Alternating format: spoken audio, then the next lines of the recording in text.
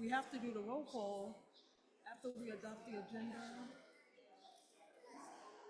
In a minute, well, you can do roll call after the presentations. You can call the meeting to order. We have a quorum? Yeah. Okay, okay. Can I have a roll call sheet? It was a few of you. Hi, hi. Okay, and you? You want to give one to Deidre, I guess? Thank you.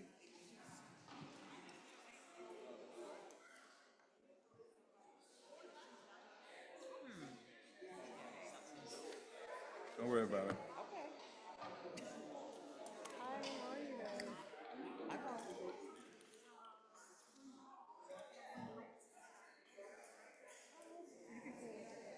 Okay. Good evening, all. You take your seats if you're going to stay. If you're not going to stay, hit the door. Mr. Green. You sit your ass down. Good evening, all. Thank you. Can we keep it down? Thank you.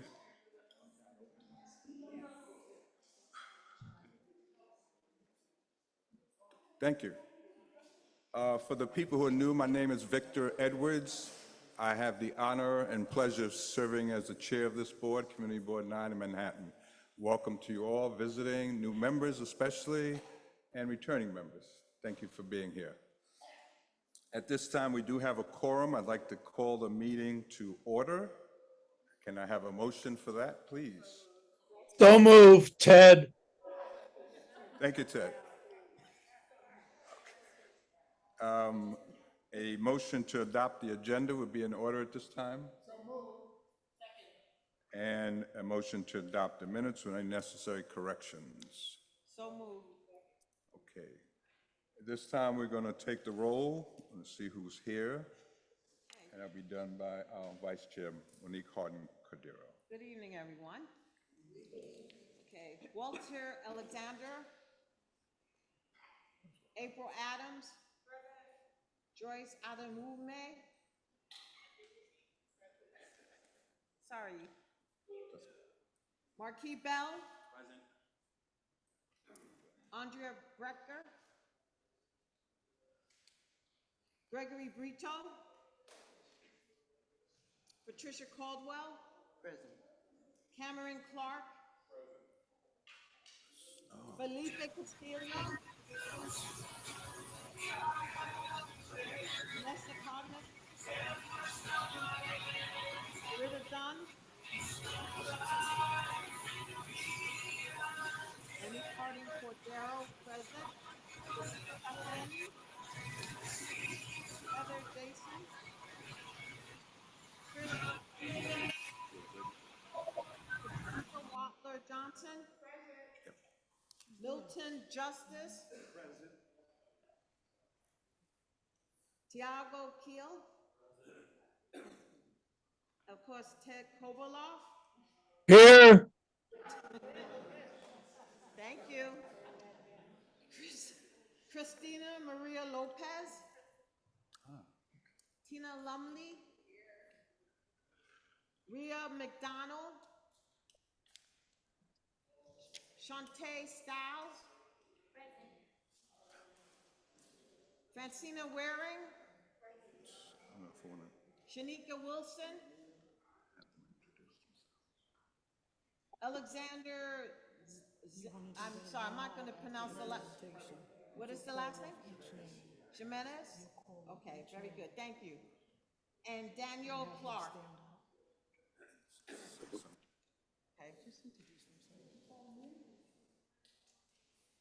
I did. Whose name did we not call? John Martin Green? I didn't call you. I apologize for that. Lydia? Okay. Reverend Morton Thomas. Oh, Reverend. Clotilde Mongouya. Okay, John Martin Green. Therese.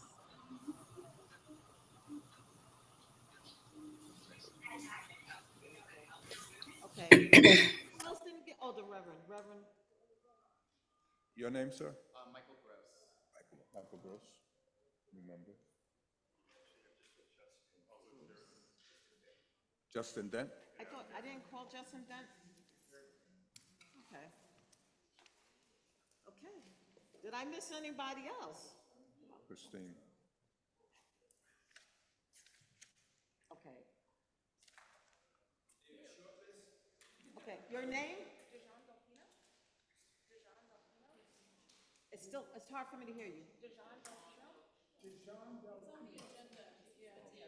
Okay. Christine Connolly.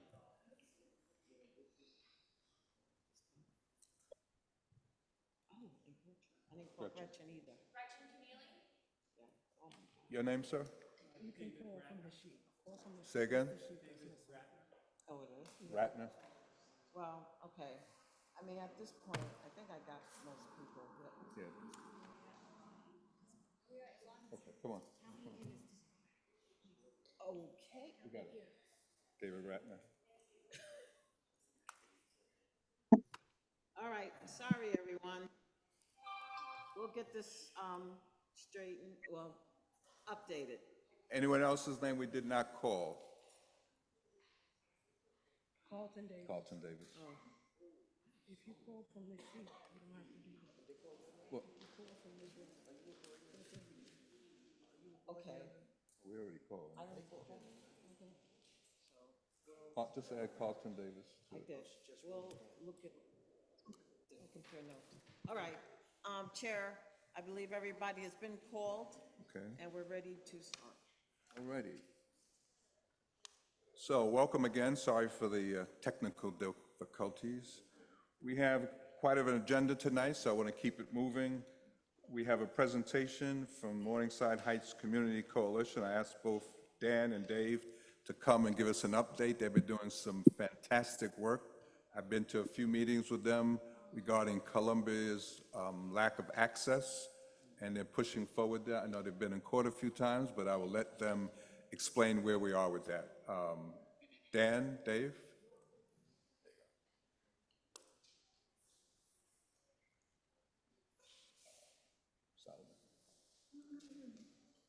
Here? Yes. Okay. Is it mic on? I think it is, yes. Good evening. Thank you for the introduction, Victor, and thank you for, sure. Yeah, that would be better. Great, thank you.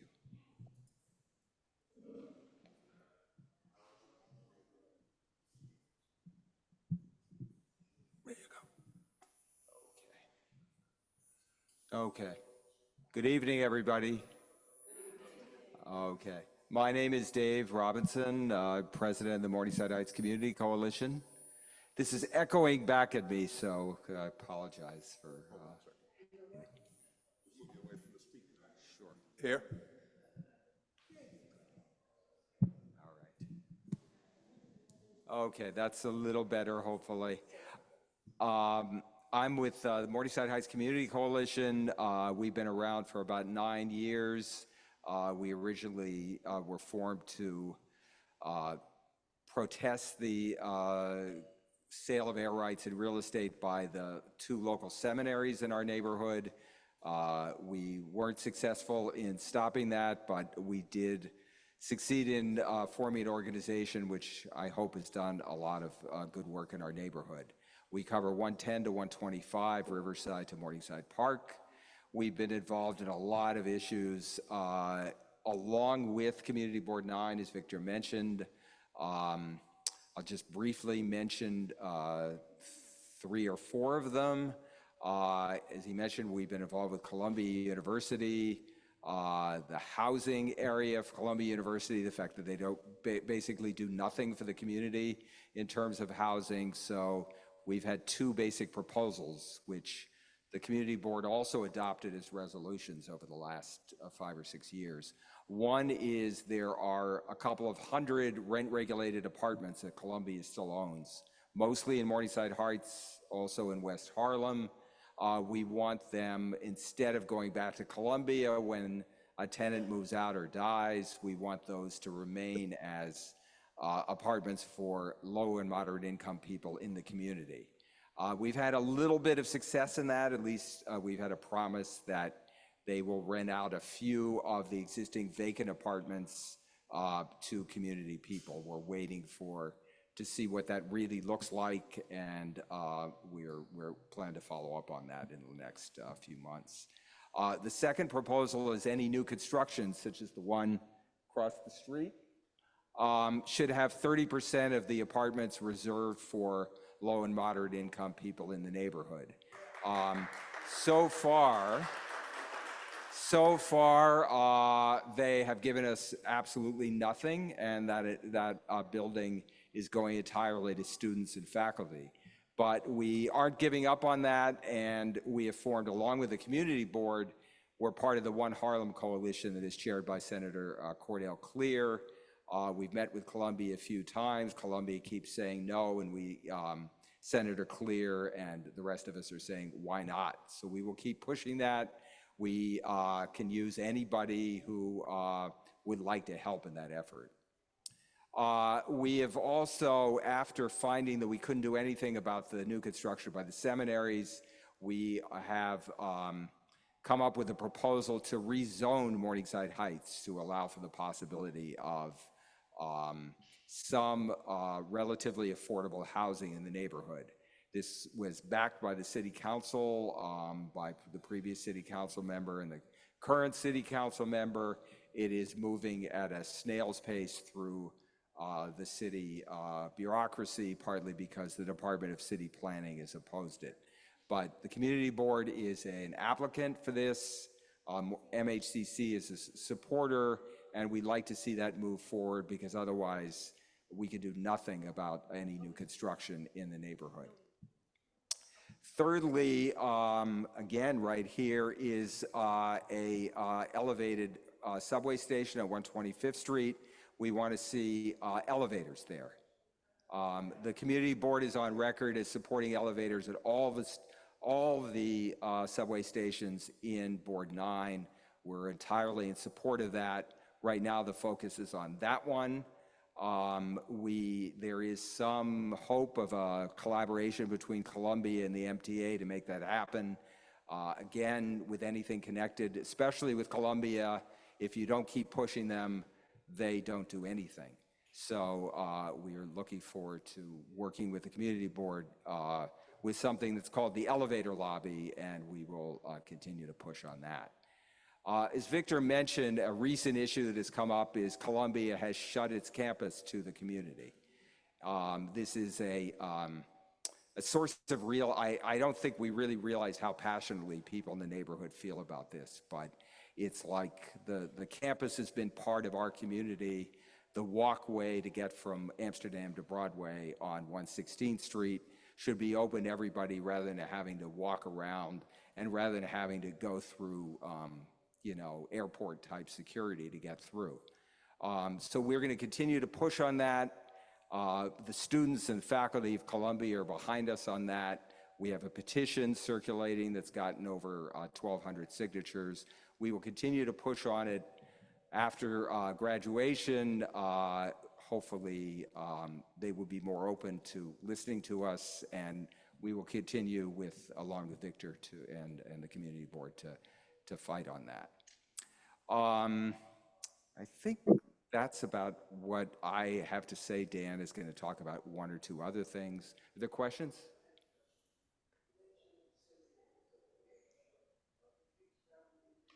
Sure. There are two seminaries, the Union Theological Seminary right at 121st and Broadway, which is where I live, and a Jewish Theological Seminary, which is at 122nd and Broadway. And the seminaries, in order to fund renovations on their campuses, had air rights to sell. They sold the right to develop above property they currently own, along with some of the property, and they sold them in order to maximize the amount of money they would have for their own rehabilitation. They sold them at market rate to developers who have built all luxury condominiums, about a total of, I think, 300, 350 between the two. One's on 122nd between Amsterdam and Broadway. The other's right at 122nd and Claremont. And there's not one single relatively affordable apartment in any of those. So we tried to stop that. We weren't successful. We did get out of it, though, a community fund called the Morningside Heights Community Fund, which has funded a lot of not-for-profit organizations, including our own, but Broadway Community and Brotherhood Sister Soul, a lot of organizations that do great work. So the seminaries did feel that they owed something back to the community after a little bit of persuasion on our part.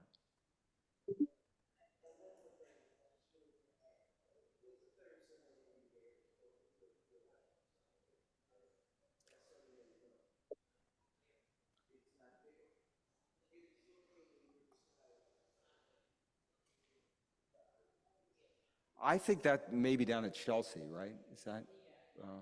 Yeah.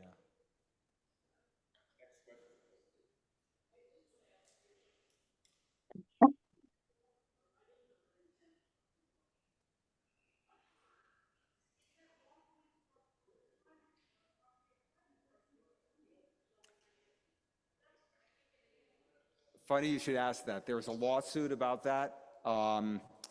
The walkway on 116th between Amsterdam and Broadway once was a city street, and in 1953 was sold by the city to Columbia with the idea that it would remain something called a public easement. So the lawyers are fighting about what a public easement really means, whether it simply meant someplace where the fire department could come in for emergency work, or whether it meant someplace where the rest of us could walk from one end of the campus to the other.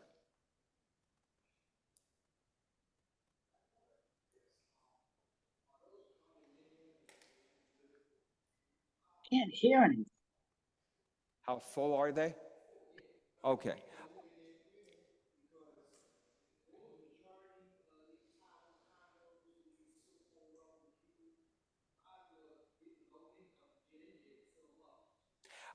You know, that's a great idea. We don't have a legal handle to do that. We look out our back window at the Vandewater, the one that JTS sold.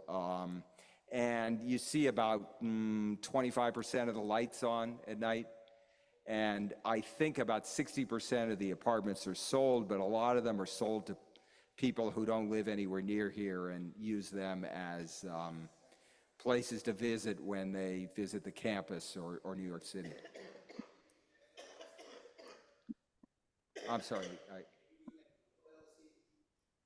No, I think individuals do buy them, but they just use them as a place, you know, like having a hotel room when you're in New York. What's that?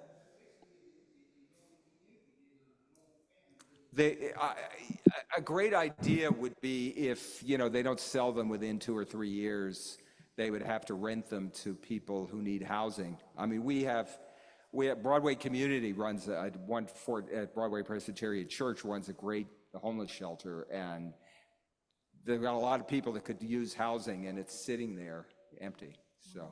You finished it? Okay. Right. Last question here.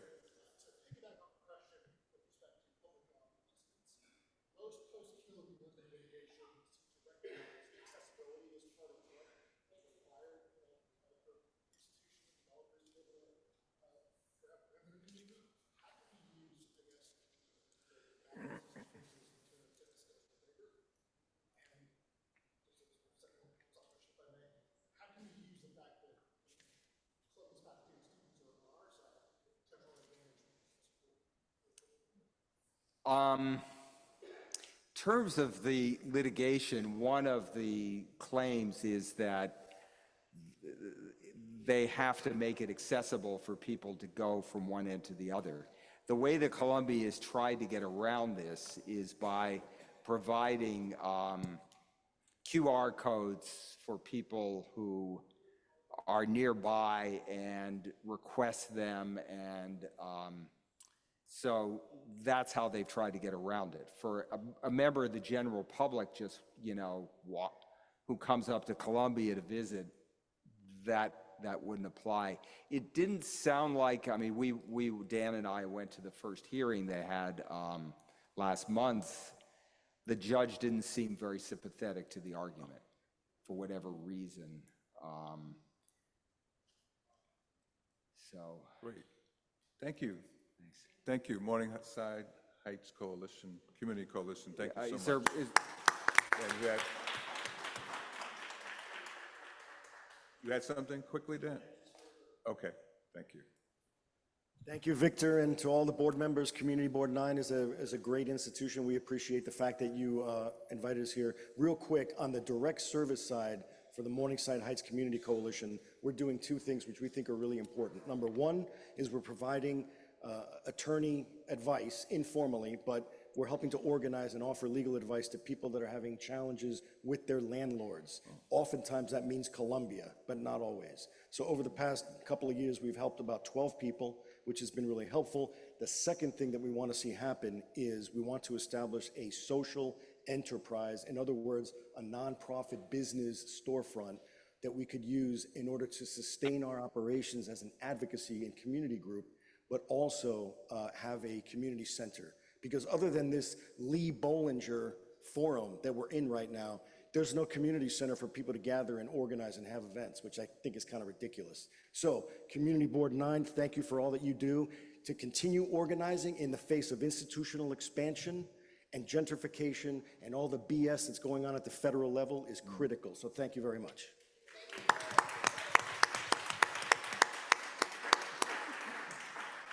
Well said, Dan, well said. Next, we're going to have an update on the sanitation pilot containerization program, which started, a year ago now? About? Well, some parts of it started more than a year ago, and some parts of it are just beginning. Good evening, everyone. It's great to see you again. Josh Goodman, Deputy Commissioner at the Department of Sanitation. I'm joined by Jonathan Vigers, Assistant Commissioner for Outreach at the Department of Sanitation. We are going to attempt tonight to show a video before our presentation, thanks to Jason's help. And we think it's going to work, and we're hopeful that everyone here and everyone online will be able to see it and hear it. But if not, we will send the link out and everybody will get a chance to see and hear it after. It's very short, and then we'll go into our regular presentation.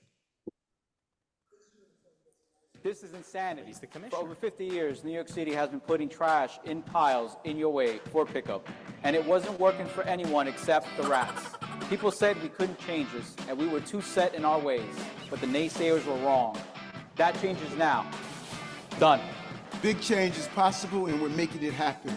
With the installation of the new Empire bins, West Harlem will be the first New York City neighborhood to have its trash fully containerized. We've got the rats running scared, with sightings down by double digits. And these new Empire bins will transform our streetscapes and our city for the better. The next phase of our trash revolution begins June 1st in West Harlem. Thank you. Jason, it was incredible. I can't believe it worked. This is insanity. For over 50 years, New York City has been putting trash. And now we're just going to switch over to the PowerPoint. Just 1 second. Sorry.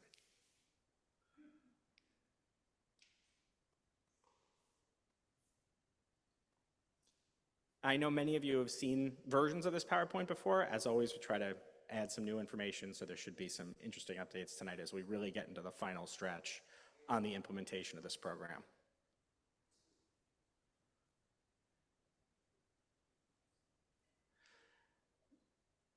Oh, it's got Hillary's name on it. Obviously, I'm not Hillary, but that's okay.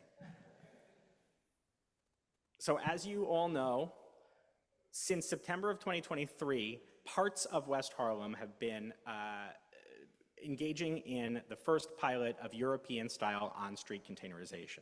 But the next phase is, this is what has been there since, let's see if we can maybe move the participants. Jason, before you leave, I'm sorry, we've got the participant names on the screen. Is there any way to just minimize those so that people can read the presentation? And then I think we're really good.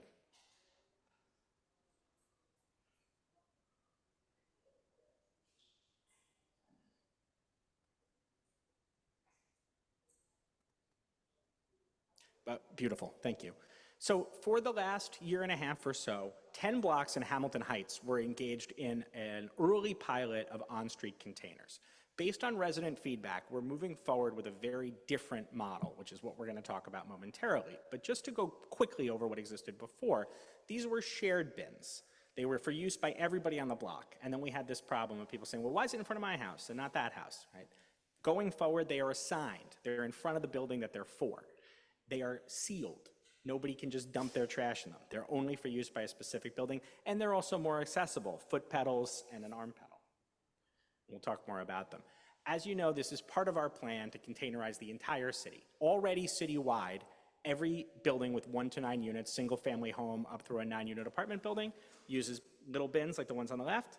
Coming to West Harlem over the course of the next just couple weeks, every large building with 31 or more units will be using an Empire bin, the large bin on the right, and those 10 to 30 unit buildings in this area had a choice between the two. That means that come June 1st, every piece of trash in this neighborhood has to be in a container. We've been going through this for the last several months at this point. I think most people know about this already, so we don't have to get into the details, but it's been an ongoing process as we've rolled this out slowly and thoughtfully. The Empire bins, as you saw in the video, are stationary on-street containers assigned to a specific building. You know, one thing that is incredible to think about is like, people say, oh, New York's the only place where we put our trash right on the street. Only place left in the developed world where, you know, it's not just allowed, but actually required that your trash bags go right on the curb. That's true. But the flip side of it is, we are going to be the first place in North America to use on-street containers for residential trash. So we're really going from worst to first on this. You all saw what the truck looks like. It's an all-new truck that industry experts said it would take 5 years to build. We got it done in about 10 months. And this is going to be the first neighborhood to use them for all residential trash from the large buildings. So they've been undergoing installation for the last several weeks, and it will complete by the end of May. No parking signs are posted 3 to 5 days before installation to say, you know, don't leave your car here because a bin's going to be put in on this block. Even though the pilot officially begins June 1st, properties that receive one are allowed to begin using it right away. We're running those side-loading trucks now as this rolls out block by block. Your standard collection schedule, your 3 days, it's your same 3 days. Although one cool thing about it, if you're a building super or property manager, someone who handles the waste directly, there's no longer any concern about what time you put the trash in, you know, in the 8 p.m., 6 p.m. Once it's in a sealed bin that's on the street, you can put it in any time. So if you're, you know, maybe you're on your co-op board, your super's been saying, I hate that I have to stay until late in the evening. As soon as this comes, they don't have to do that anymore. So it's one thing that'll make a lot of people's lives easier. And I think everybody knows this, but just to mention, it's only for the trash. It's your composting and recycling requirements stay the same. So this is a new thing I want to mention. As we've been installing them block by block and beginning to service them, we do find that a lot of people during alternate side parking think, well, as long as I'm not double parked right in front of it, there's no problem. The truck needs space to get in to service it. So I want to tell the community board, you're the first ones to hear this, we're writing a lot of no double parking summonses on the days of collection. So please help us get the word out. If you've thought for years, I know I'm really not supposed to double park, but who cares? The Department of Sanitation now has a reason to care. And I think on each block that receives service, or rather each collection day, we've been writing about 50 to 75. There's another violation you can receive, which is there's a fine it's existed for many years, interfering with DSNY operations. That would be if someone was blocking the truck right when we got there. But so, you know, we want the word out there. We're hoping that people don't just put their cars right in front of these and walk away. And I'll tell you, one thing that surprised me, that when I heard that number, that we were writing 50 to 75 double parking summonses, I thought, oh, so we're writing them to people who are sitting in the cars? We don't usually do that. No, that's 50 to 75 double parked cars where the person double parked and left. Don't do it, please. I mean, it's always been illegal, but I know people thought they could get away with it. Don't double park in front of these bins when we're trying to service them and then just walk away and leave your car there because you will get a ticket. I'm sorry, say it again? How do the street sweepers get around them? they're spaced exactly for that. There's the flexi-posts, the white posts are far enough away.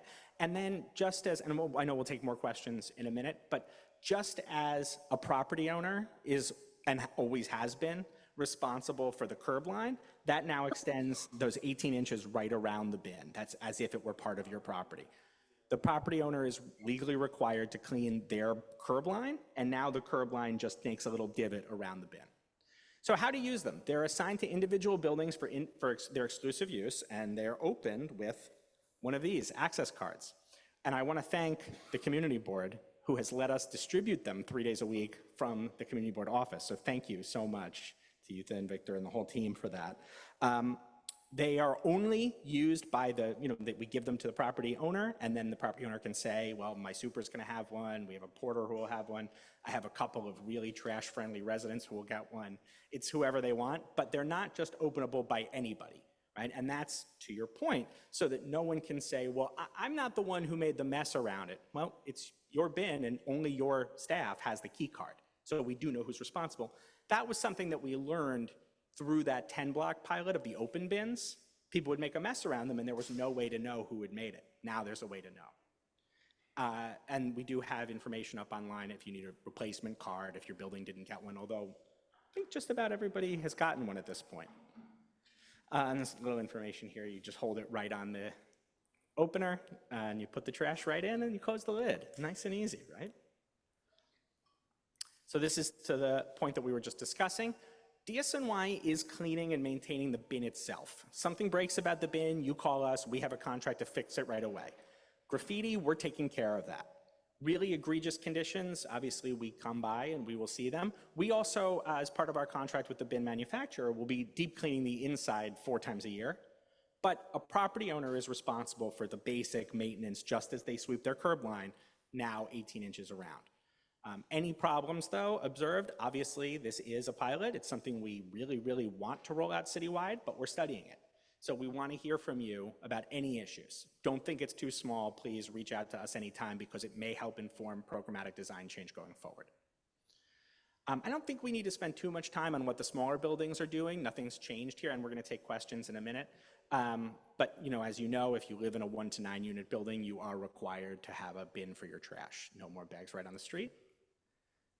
So we've got a new size since the last time we were here. Some people did say, well, I prefer a smaller bin. This 25-gallon bin, it's really small. I was surprised that people wanted this, but some people say, oh, I live alone and I have a single family home, it's just one person and I don't produce that much trash.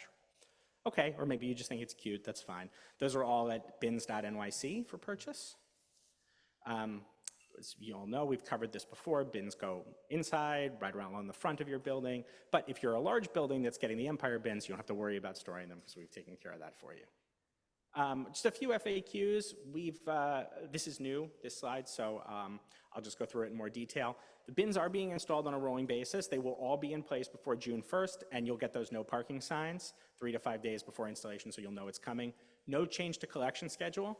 One we get a lot is, I can't get a couch in there. What am I supposed to, just put it next to it. Nothing changes about your bulk items, same as usual. They replace 25 large trash bags. So every time you see one, I know there's one right up the street here, they're all over the neighborhood. Every time you see one, it can be hard to remember, but I always like to think, wow, there used to be 25 garbage bags there. If you ever find, we did a very detailed analysis of how much waste every building was going to generate, but if you do find that you're consistently filling it up, let us know. That would be the exactly kind of thing that we would want to know. If it breaks, you let us know. And if somebody else is misusing it, if you find, I come out every morning and there's bags around it, let us know and we'll send enforcement staff to keep an eye out for that. We really want to work with you to make this successful. And this is the website where you can find all those contact forms I mentioned, as well as basically all of this information. And as long as you're okay, Victor, I'd love to take a few questions. Yes, ma'am.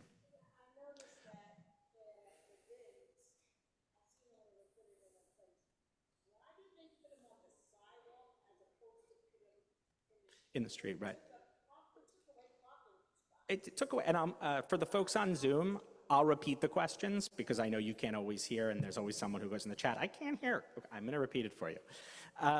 The question was, why are they in the street rather than on the sidewalk? So we know much of the neighborhood, the sidewalk would no longer be wide enough for a wheelchair, for kids coming home from school, right? The choice to put them in the street is because that's where the truck can get up to. You would have to lose that parking space anyway, because if it went on the sidewalk and then somebody parked in front of it, we can't lift that bin up over your car. So putting it in the street is the best place for it. And again, every time it replaces trash bags. And just before we move off of the parking question, one thing that I thought was interesting is that across all of M9 together, you're looking at just about a little bit less than 3% of parking used for this. So that's the trade-off, obviously 3% of street space to finally defeat the rats once and for all. And,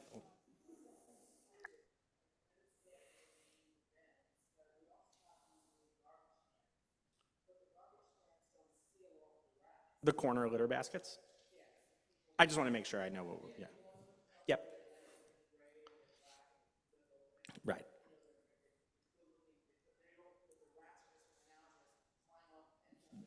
So the question is, yeah, oh, of course. Mm-hmm.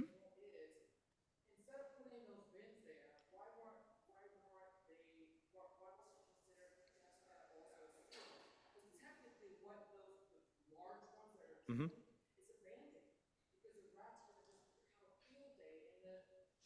So the question is, why isn't the corner litter basket, what we call the better bin, the new gray ones, sealed off to keep rats out? The first thing I would say about it is that the old wire baskets, right, they had, you remember they were mesh, right? And the mesh went all the way to the bottom. These new ones, the mesh starts 10 inches off the ground. It is too big for a rat to climb up on, that space. There's nothing for them, if you imagine like a little rat doing like a mountain climbing cliffhanger thing. They did that in the green wire baskets because there's right at the bottom. These ones, even though they're not sealed at the top, they were designed with nothing for the rat to climb purposefully. There's 10 inches of space at the bottom. So we are seeing that they're much harder for the rats to get into. I'll say, on those 10 blocks in Hamilton Heights, we saw a 60% reduction in rat sightings reported across those 10 blocks. So this works. Maybe we get a little bit excited when we say this will get rid of them all once and for all, but we know there's going to be a big reduction. And I do want to be clear, we thought about rat mitigation a lot with the design of the corner baskets as well. Of course.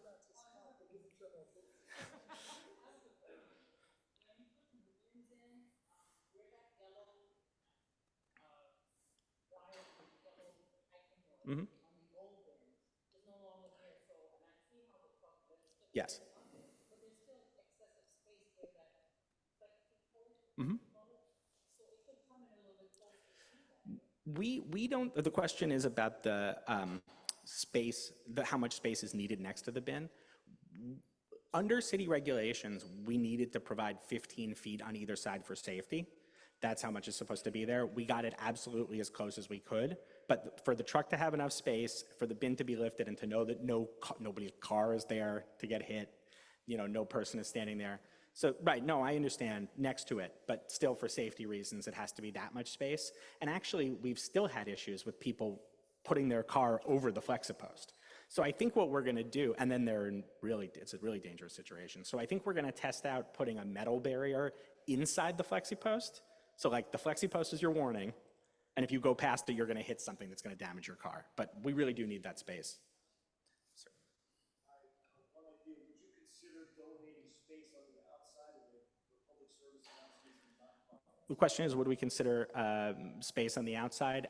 It's something that the business improvement districts do at the moment, considering, that my hope, and I say this as like the person who does a lot of the public outreach on this, is that you never notice these bins are there. The hope is that they blend right into the streetscape. Long term, it's something we might look at, but certainly for the first year, it's not going to be part of the program.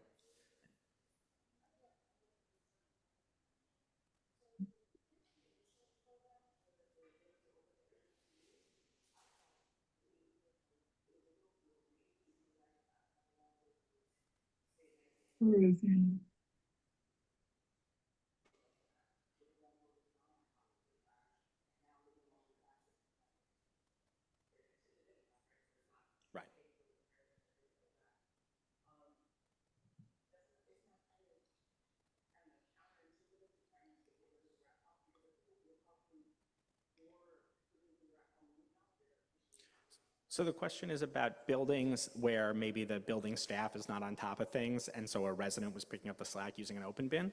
Is your building 31 or more units? Okay, so, right, I understand. Okay.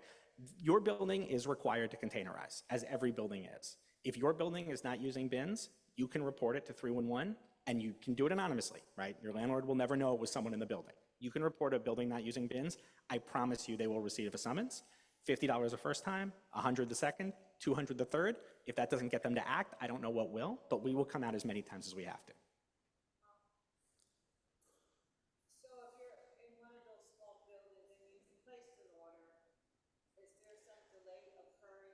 The question is about buildings that have ordered their bins but haven't yet received them, the small bins, because you didn't have to order the Empire bins. Those come automatically, but for the individual bins. So I'll say two things. The first thing I always remind people, it's not Amazon, right? It comes, it takes a little bit longer than we've all kind of gotten used to. But one thing this is really important, and I'm excited to be able to share this, the order form syncs right up with the enforcement piece. We cannot write a ticket to someone who's ordered a bin but hasn't gotten it yet. If you've placed that order and you're waiting on it to be delivered, you won't get a ticket. Now, if it's delivered and you're not using it, we know that it's been delivered and you may get one. But once you place that order for a bin, you're good as far as we're concerned.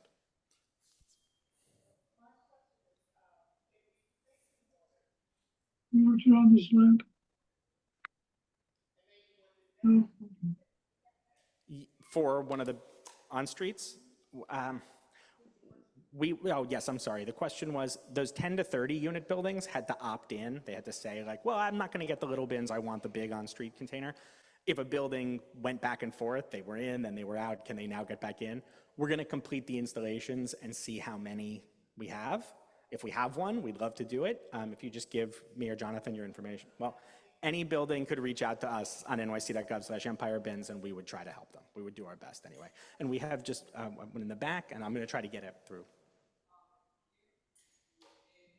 Hi, I'm on Zoom. Can I make a comment? Yes, we'll come to Zoom, folks. Let me just take this question that just started, and then we'll get Zoom questions.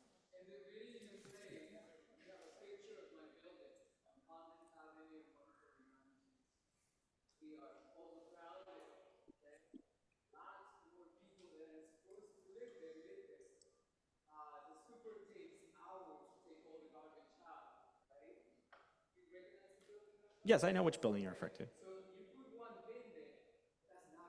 Okay.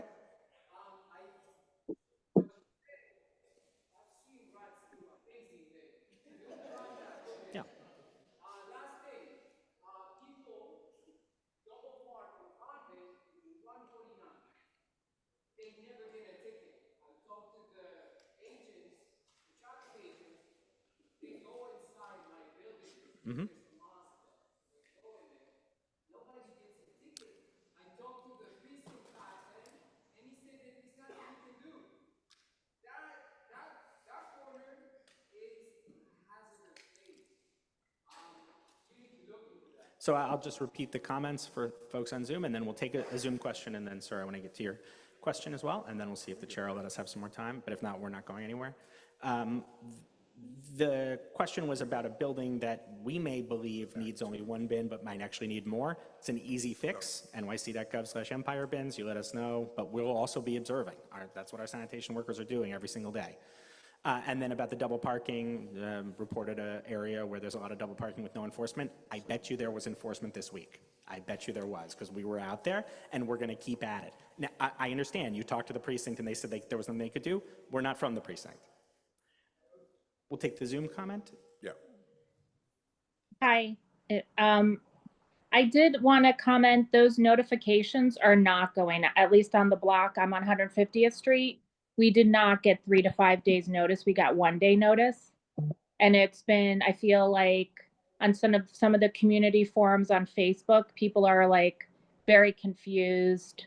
Cars are getting towed. So I don't feel the notifications are going out early enough. To our operations team, it should be 3 to 5 days. We will, but thank you for letting us know, and we will talk to them and make sure that it always is. Thank you. Sir?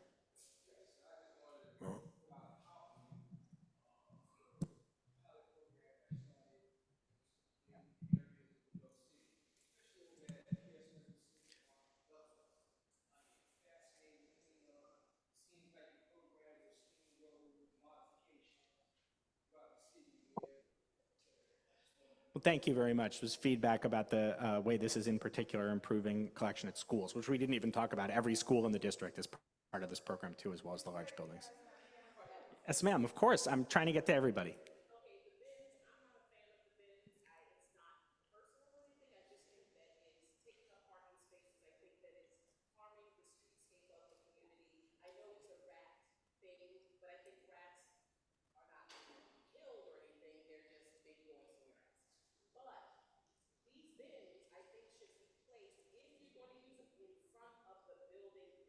Yes, ma'am.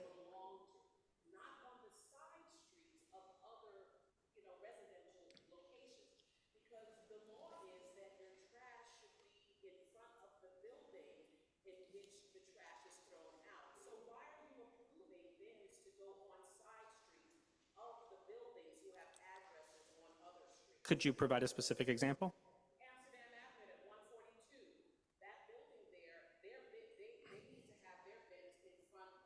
On Amsterdam, not on 142nd.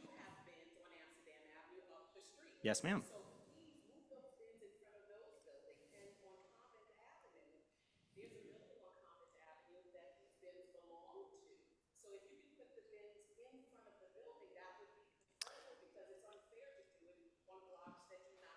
Yes.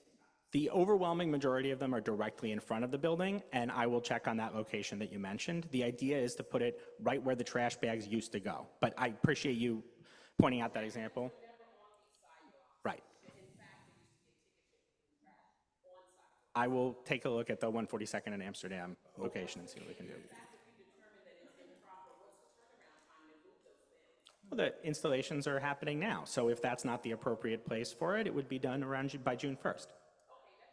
But we'll take a look and we'll see what makes sense. All right, last question. I have a question. I'm You on have the a Zoom, but moment, I please. can't. You I'm just sorry. 1 second, 1 second. Go ahead. Yes. So the question is about the collection schedule for composting, which right now is 1 time a week, whereas trash is 3 times a week. There is absolutely a plan to hopefully get to that point. And the folks on the phone, I don't know if you'll see me do this, but when composting goes up, the trash goes down, it makes the X. We're watching that X so closely.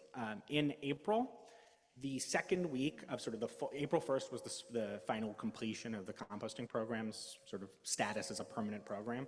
The second week of April was the highest amount of compostable material diverted by New Yorkers in history, and that record was broken by the third week, and that record was broken by the fourth week. It's incredible what people are doing. The hope is to be able to increase composting collection and decrease refuse collection, as long as that's what the numbers bear out. It's not an immediate change, but we agree with you. And in the meantime, I know a lot of people, they choose to use a smart bin rather than keep it in their house. I keep mine in my freezer and I take it down the night before. There's a lot of options. Absolutely, that's the place we want to get to. Great, thank you. Ewan, question, last Yes, question. thank you. I am sorry, but I cannot find the raise hand function on my phone, which is very frustrating. Gotcha. But thank you for the opportunity. Well, first of all, thanks to the sanitation representative for his thorough presentation or update on the project. But however, I cannot share your enthusiasm across the board. I just cannot. I live in the historic district, and there's no way these containers are going to blend into the general streetscape. And yes, it will transform the streets and the streetscapes in the historic districts, but not for better. I see bins going up in front of single family row houses that don't have more than 2 or 3 families in them. I see it on Convent Avenue, which never had a trash problem. And I don't see it on Amsterdam Avenue at those spots that do have a trash issue. I acknowledge that there's an issue with rats, but you guys are just arbitrarily placing these bins anywhere that you can without, I don't think you're using the data as to where to place it. And and especially in the historic district, where, as I said, it's primarily single family to 3 families, you know, the bins are being placed.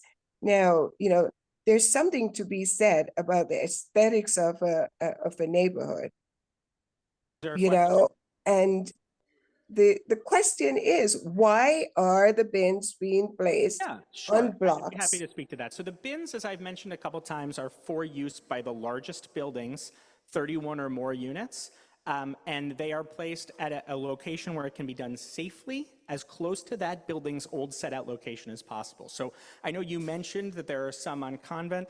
I'll take a look at those. On 144th, 143rd, 142nd, Hamilton Terrace, which is Yes, not familiar with even those. in Sean Abreu's district. It's about community boards. It's not done by council district. It's being done by community board, Manhattan Well, Community Board 9. Hamilton Terrace is not, it's in Community Board 10, I believe. No, no. So we, as you can see, we are familiar with the data around the locations of the bins. District lines were redrawn. We are in Community Board 10. Okay, I'm not going to debate it with you, neither are they. We'll take a look at it and we'll move forward. Take a look at it, and That I was want the to say last thank question. you all very much for your time. Thank We you. are obviously going to stay and take it up with the chair, but we will stay, of course, and are happy to speak to you. Folks, just if I may just wrap up, Mr. Chair, and just remind everybody, we've been happy to work with you. This is not the end. We will continue to be back every other month or more if asked. And every time you see one of those bins, just know you're looking into the future. Thank you. No. Thank you. Okay, what we're going to do here, we're running a little short on time. You know, this is not our space, so we have to get out promptly at 9 o'clock.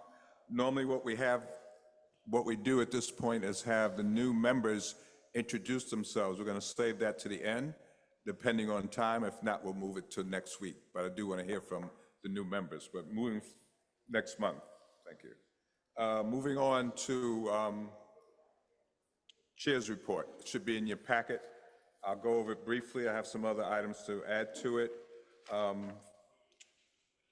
Uptown Housing meeting I attended last month about the Met Council had a meeting regarding housing issues, and some of the elected representatives were there. It was a good meeting, holding people accountable, and they made sure they asked the pertinent questions and reminded people to vote with their conscience and vote how people answered, the elected official answered the question. It was a great meeting.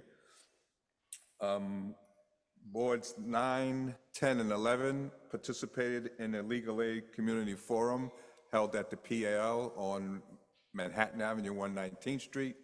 We went over issues about immigration, know your rights, and several other issues. We had quite a few elected officials speaking as well, and I thought it was definitely good to come out.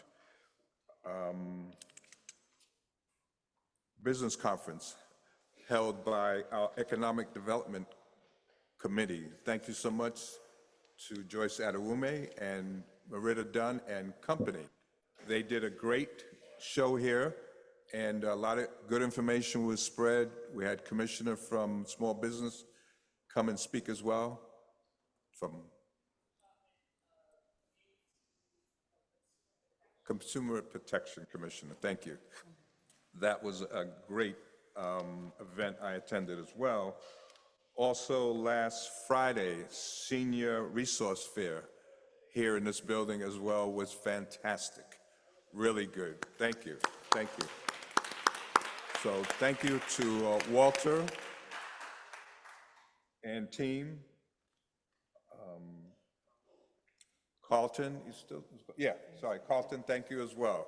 It was definitely a good showing, knowing information that we need to know as seniors.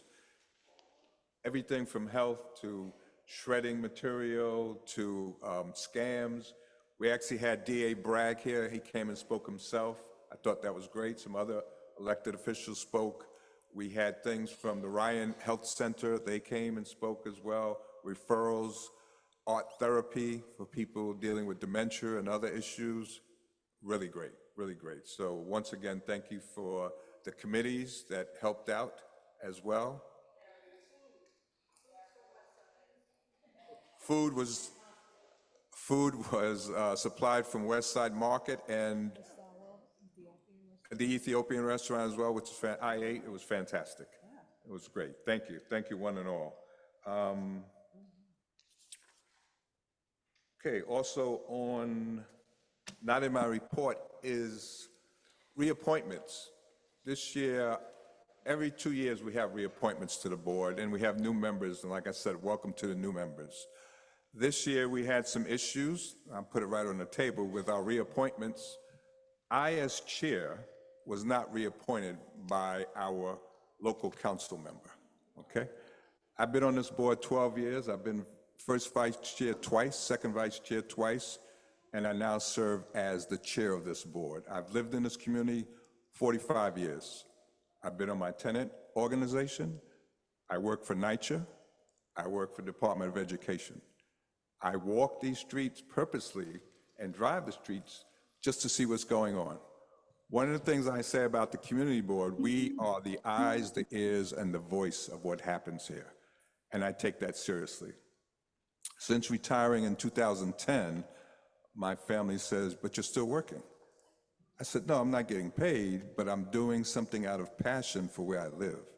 I've seen the community change drastically, and we'd like to hold on to the history of it and just do our part. But some people might be against that.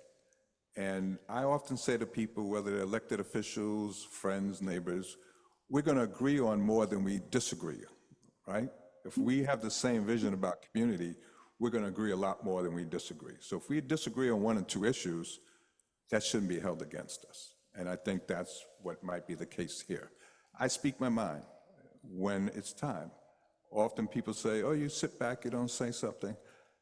My theory in life has often been, I start in the balcony of the theater. I look and see what's going on before I step on stage. Now I'm on stage. So I've sat here for 12 years, and I can see what's going on in the community. I speak to people, elected officials, people in the community. I stop. Like I said, I walk the streets, drive the streets, and I look to see what's going on. So fortunately, the borough president saw fit to put me into a 1-year position so I could continue. Otherwise, I would not be sitting here today, right? Otherwise, I'd be in the audience, which is not a bad place to be, but I still have work to do. 2 of our other members sitting here today, Sydney Mortensen and Liz Watakis, I go to bat for them any day of the week. Give them the time, any day of the week.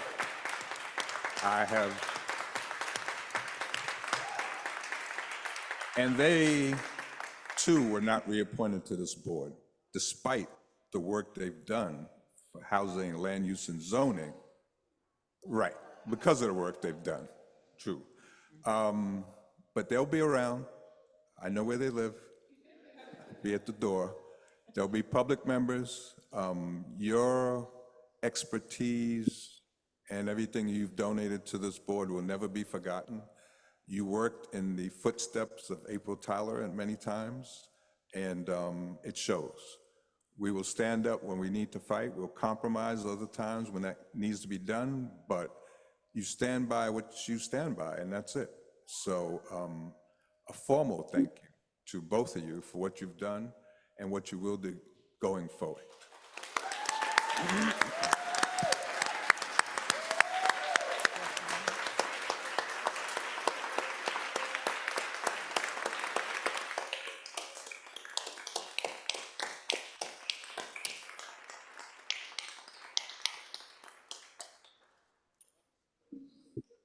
And that's how we do it, CB9. That's how we do it. So we have more hills to climb and more battles to fight. And like I said, compromise when it's needed, and we'll just keep moving forward. So that kind of wraps up my chair's reports. So for the new members, Reverend Morgan Thomas, you have a question, Yes. comment? Well, I have a hand up because I understand. I know partly how this whole reappointment thing is going, but I think it behooves us as a community board, each and every one of us, to write a letter to Sean Abreu and let him know that we stand behind our chair, who has done an outstanding job. I've been blessed to have served with Victor for all those 12 years, and I know the kind of board member he has always been. But we need to send a message that we need people on our community board who are going to stand and fight for our community. He would not be there in his office if it were not for the devoted and committed members of CB9. So I would ask each and every one of you, just take a minute. And you don't have to write a long letter, but at least send a postcard that says, we want to see our CB9 members who have been committed and work hard to stay on our community board.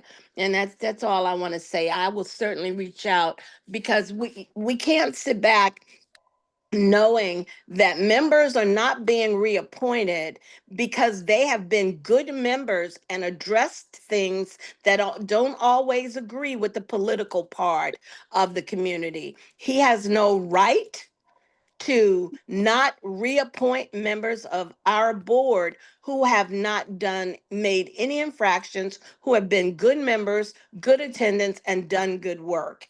And I think that, Victor, you shouldn't have to address it. We should address it as members who feel that we have a competent leader. Thank you, May I Rev. say so? Thank you. May I say something, Victor? May I say something, Victor? Yes, you have to make it short. Yes, you're in. We're Yes, running a yes, little yes, late. yes. It's a little bit off the wall, but I want to thank you for your service, and I'm shocked I didn't hear this, and so I'm truly shocked. But it seems that we're in an environment where people just think that they can do anything, not follow the process, and our councilman included. And I say to you, as I agree with everything the Reverend just said, and I think the community board has to take a stand. And I say that the community board represents a community. The community is shocked that Sean Abreu should act in this way. And I say, don't leave. Do not leave. Everyone is feeling empowered that they can do whatever they want. So you have the backing of the community, and the community supports all three of you. And unless the councilman can justify his action, come to the community board and justify his action. This is a volunteer position. You're speaking for the community. You're working for the community. Thank That you. you stand your ground. Don't leave. Thank you. Thank you. We're gonna have to move on. Thank you for that. I can't. Okay, moving on.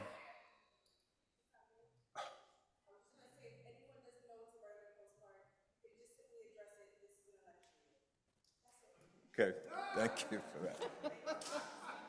Okay, moving on to the treasurer's report. Deidre McIntosh Brown.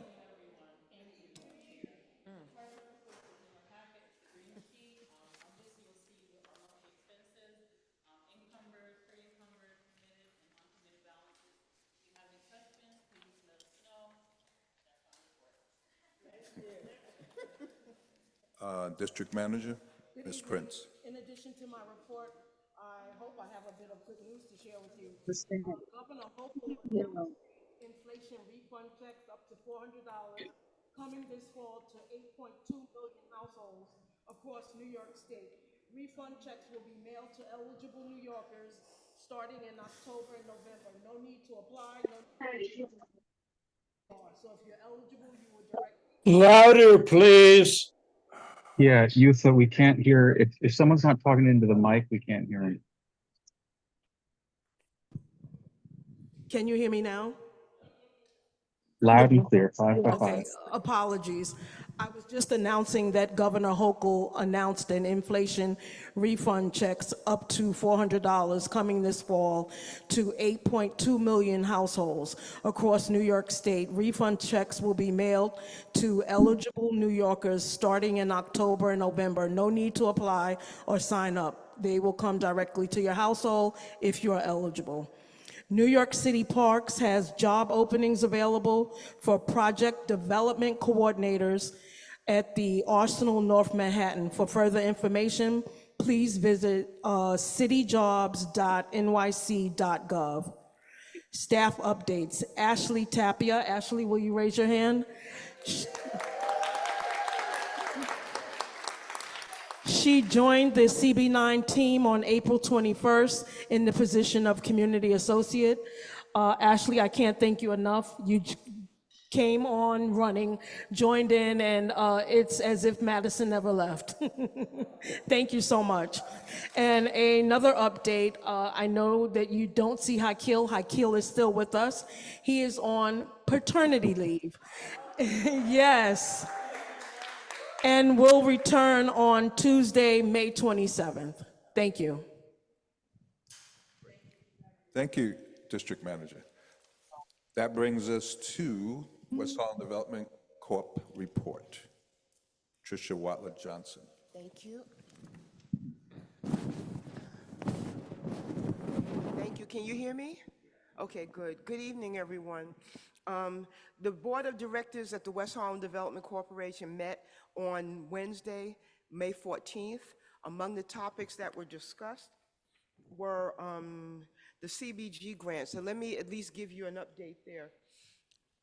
There has been a discussion, there have been reports to WHDC about the fact that there's concerns from the not-for-profits that are being funded by WHDC, because every year there's the community benefit grant awards that are given out and to the different organizations. Some of the organizations have reported that they're not getting funding. Some of their funding has been cut on the federal level. Some of it's been cut on the state level, and there's organizations that are hurting, so they wanted to know, what the response would be from, in terms of WHDC. At the meeting, there was a concern, I believe I could say it was a consensus, that everyone feels that this community should not have to suffer for a lot of the stuff that's going on the federal level, and we all, I think there was a general consensus that we all want to do what's best for the community while making sure that, WHDC is continuing to operate and stay stable. So we'll have more information. The awards, the application process and everything will be announced, and that will be communicated directly to CB9. And of course, I'll include it on my report, just in case it's not before then. There was also outreach. There was also outreach for an application period to have interested professionals who are interested in serving on the WHDC board. That process has been completed. The last day was April 30th. So there'll be interviews that'll be taking place in June, and by the end of June, we'll be able to, the next WHDC board meeting, we will make sure that we announce the new members who have been what the decision of the committee was. The West Harlem Older Adults Alliance had a trip to Citi Field for the New York Mets and the Arizona Diamondbacks. We lost, but it was still a good game. And I know Walter's not here, but Walter shouted me out because I made a mistake and cheered the wrong team. And he said, you should go. He said, just get out, just go. But I didn't know. I didn't. So I hope Walter will still forgive me. But it was good. There'll be more WOA events that will be announced in the near future. The Uptown Night Market. It used to be every month it used to be every month, I think, on the second Thursday. Now it's going to be every week. It's going to be taking place every Thursday, and it's going to be at the old Fairway parking lot, the parking lot on 133rd Street and 132nd Street in the Fairway Supermarket parking lot under the viaduct on 12th Avenue. If you have questions about that, go to uptownnightmarket.com for more information. This year is the 16th annual New York City Multicultural Festival that is headed by our beloved Joyce Adewumi. And this year, the theme for this year, it will take place from June 7th to June 21st. The theme for this year is We Are New Yorkers. So there's going to be a whole lot of activities that'll be taking place. And I have to acknowledge our Harlem's own beloved Mr. Willie Walker, who is, some of you may know Mr. Walker. He was a longtime Harlem resident, and he's also former chair of Manhattan Community Board 10. He's been given the honor of serving as the festival's life patron. And he's an outstanding person if you know him. And so there's going to be more information. If you'd like information, you can either talk to Joyce directly, or you can go to the website at multiculturalfestival.nyc for more information. You're welcome. Of course, of course. We got to support our own, right? And I know this isn't my time, but I'm really shocked. I didn't know about the fact that you weren't reappointed. And I'm speechless. I don't know what to say. But I think that if we have a platform, we should try to use it when we can. So I want to, yeah, I don't. I'm really shocked. I don't. But for lack of not knowing what to say, I thank you, Victor, for all the service that you provided. You know, you were here on the board when I was appointed, and even to Signe, to Liz, all the work that you all have done. There's a record, I believe, is by Public Enemy. It takes a nation of millions to hold us back. If you can't do what you do here, do it elsewhere. You know what I mean? Just because you don't have this as a platform, it doesn't mean that you're not going to be able to have a voice. And I know that you'll be with us no matter what. So Signe, thank you for everything that you do. Victor, Liz, thank you for everything. And thank you. I don't know what else to say. Are there any questions? There should be a motion. No, Move a wait, Ewan, resolution. that's not topical. I just wanted to add, in addition to Pat's report, I serve as the other CB9 appointee to the WHTC board. The board is still evaluating the future of the HDFC Center. So that has not been permanently canceled or put on hold, but it is under review and trying to decide what directions it needs to take in the future. Additionally, I think that, as Pat stated, we know that many organizations in our neighborhood are struggling with cuts from the federal government, whether they're legal cuts or not. But it's also behooves us all to remember that the money from Columbia University that the WHTC received in order to make those grants, which was never enough money under the CBA. The community did not get a good deal on that community benefits agreement for Manhattanville, but that money, the final payment was made last summer. So there is no further money from that particular pool for those purposes coming into the development corp. So it's important to remember that as we go forward and as we have questions and plans for the future of the DC. Thank you. Thank you, Barry. Thank you, Pat. Any other questions? All right, thank you. Thank you very much. Thank you so much. Reverend Morgan Thomas, anything to report from UMass? Well, we'll have our meeting, excuse me, our next meeting will be June 4th.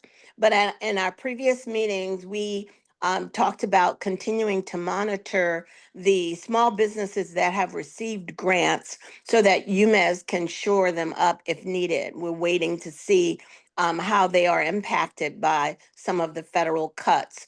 The training program for technology and for health services and the hospitality are still going ahead. They're actually resetting the hospitality program where where UMass worked with Marriott to place individuals who finished the hospitality cohort actually into local hotels here in New York City.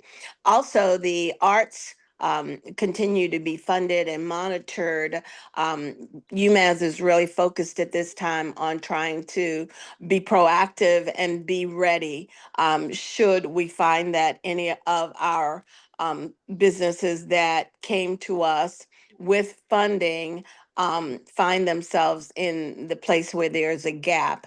And so UMass is looking to be the gap filler if necessary. So that's about all that's new. Also, anyone in our community can go on the UMass website and apply for any of the hospitality training, the health training, and the technology training. UMass wants to provide careers, not just jobs. Thank you. Any questions? Thank you, Rev. Appreciate you. Thank you. Okay, And next up. Signe, Liz, I love you all, and you are just phenomenal. And we're gonna make something happen. Absolutely. You Next know, up. I'll protest in a heartbeat. Mm, Go over there and pick at that office. no, that's right. Oh, let me mute. Manhattan Borough President's Office, Representative. Yes. Hello, everyone. Sean Brandon here, Community Liaison for CB9 and 10. Forgive me for not being in person. Normally I am, but I just have a couple of points I'm gonna go through really quickly in lieu of time. First and foremost, we are very excited to share that the roster should be complete for the board. As you know, we received over 950 applications for roughly 320 appointments, which includes reappointments, as was mentioned, and also included some mid-year vacancies that we wanted to fill. I know that our new members are going to be great additions to the board and that they're going to step up and serve their community. Next up, the BP was thrilled to participate in the opening of the new Davis Center at the Harlem Mirror on the northern end of Central Park. This incredible new space will serve our community year round with a pool in the summer and ice rink in the winter, along with a beautiful green space to enjoy the park. The borough president committed over $2 million to this project, and it looks to be a wonderful and welcome addition to our community. Just a couple more items, and I'll be out your hair. Next, the BP recently wrote an op-ed in AM New York calling for parks to be funded at 1% of the city's budget, which includes restoring roughly 800 park worker jobs. Also, on the budget front, over the last few weeks, we have submitted testimony at both the council and the mayor's charter revision on supporting community boards. We've called for more funding and resources for community boards to help with technology, staff, finding spaces to host meetings, and more, and we'll continue to advocate for you and your boards. That's all I have, Victor. At this point, I yield back my time. Thank you. So much. Okay, moving on. Public session. For those who signed up for public session, we will call your name. It's a strict 3 minutes. We have quite a few people speaking tonight with some very important issues, but please be mindful of the time. We have to be out of here exactly at 9 o'clock. This is not our home, we're just here. So we have 1 hour, well, less than an hour, so. First person? Okay, first person up, George Bruce Library. Oh.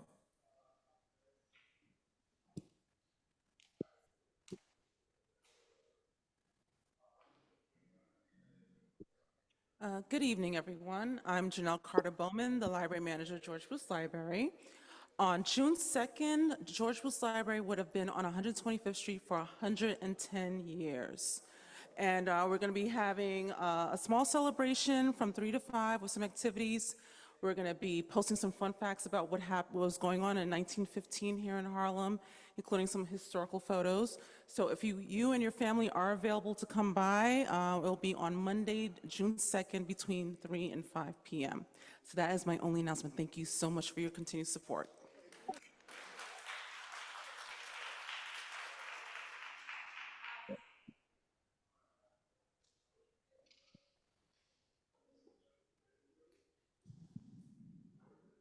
That's heavy. Okay. Good evening, community family. Hi. So yes, I'm Signe Mortensen, former co-chair of Housing, Land Use, and Zoning on CB9. Now, I wasn't supposed to be here tonight, actually. I didn't know until last Friday, but I had requested an excused absence, actually, to be not here so I could attend an awards ceremony at work tonight. I'm receiving the Passion for Quality Values Award tonight. It's especially a great honor because it's awarded not by leadership, but by nomination from my colleagues. But I've canceled those plans. Well, thank you very much. But I've canceled those plans to be here tonight, fighting for the voice of my community and wondering where the values have gone in our elected officials. Now, at my job, we use an inverted pyramid model for our stakeholders. And at the top is our customers, the base of our business, then our workforce, then our suppliers, and last at the very bottom is our shareholders. This reminds me of the way city government should work. The foundation at the top is the voices of the people, including this community board and the grassroots work that we do. Next are the city employees, and then the agencies and commissioners putting the city legislation in place. And at the bottom is our elected officials, the mayor, the city council member, the borough president, and such. Now this week, that pyramid got flipped, with a junior member of City Council, Sean Abreu, and Borough President Mark Levine taking the reins and removing not just myself, but my fellow co-chair Liz Waitakis. So two valued members who have shown up, done the hard work, and committed ourselves to representing the voices of this community. During my 12-year tenure on the board, I haven't seen anything like this. Our committee, Housing Committee, has been decimated, obliterated. The silencing of the board must be stopped here and now before a precedent is set for the future. My big worry, how is this going to spread? So I'm very supportive of having fresh voices and perspectives on this community board. And I also understand that reappointment is a privilege and not an expectation, right? But actions by electeds this week are shameful and intentional for the purpose of removing institutional knowledge and stunting the growth and operation of this board. Now, over the years, I have never sought to use this opportunity as a way to influence my way into political office or any position of power. Money nor politics has ever been my motivation for service. I've kept my nose to the ground, dedicated myself to making this community board an open forum where all voices of the community are heard and respected. That's what we do. I will not be silenced or intimidated. I've already submitted my application to be a public member of the board, and I'll be watching carefully next month as new committee members are assigned and given this important work. And lastly, I would be remiss if I didn't mention the many board members who have mentored myself and Liz and all of us over the years, in particular, the blessed Welter South, Miss April Tyler, my mentor, and Carolyn Thompson, who we just recently lost. So they taught us not to be the community board of no, but also we should ask the hard questions and challenge when needed. And if our electeds are fearful of the hard questions, then I suggest they find another line of work. So, Absolutely. So thank you to this board for being my family, my teachers, my friends, and I'm not going anywhere, and I am fired up. All right now. Fired up! Okay. Thank you, I love you all. Stay fired up. Yes, yes.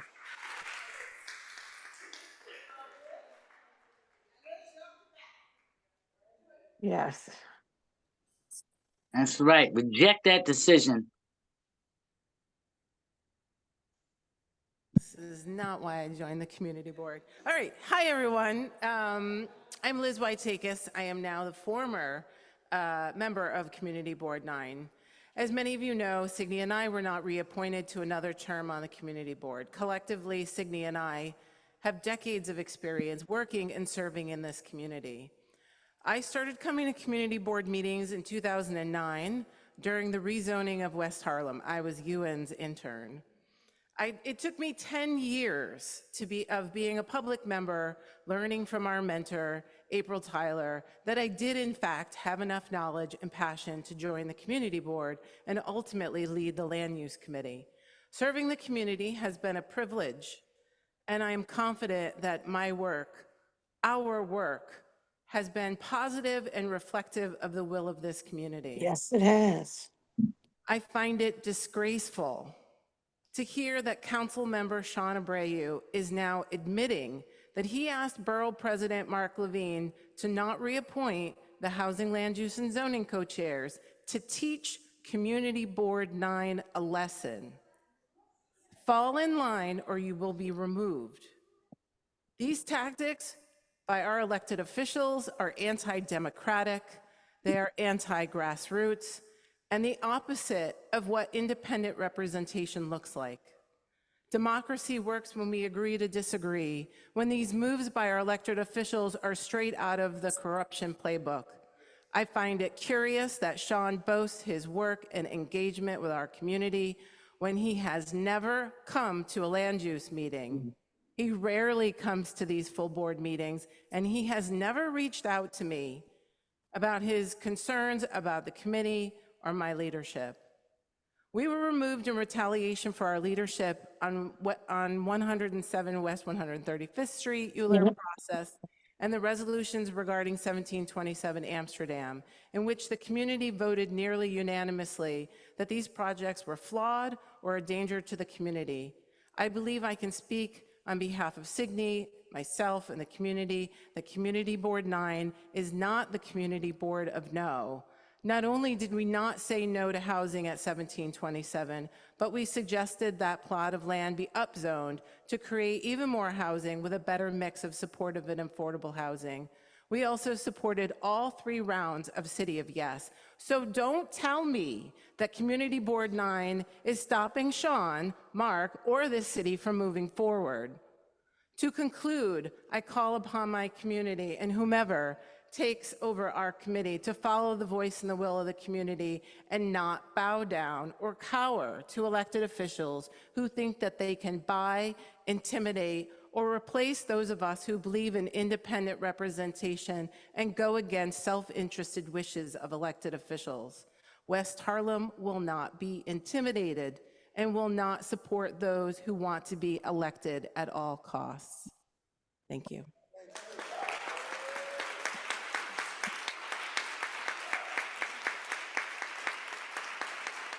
It's time to show up at his office, people. We need to get out there in front of his office.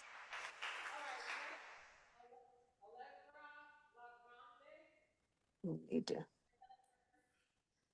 No. If the next person is speaking, they need to speak into the mic.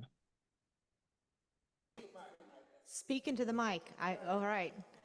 Hello, Community Board 9. My name is Dr. Allegra Legrand, and I am a climate scientist at the NASA Goddard Institute for Space Studies.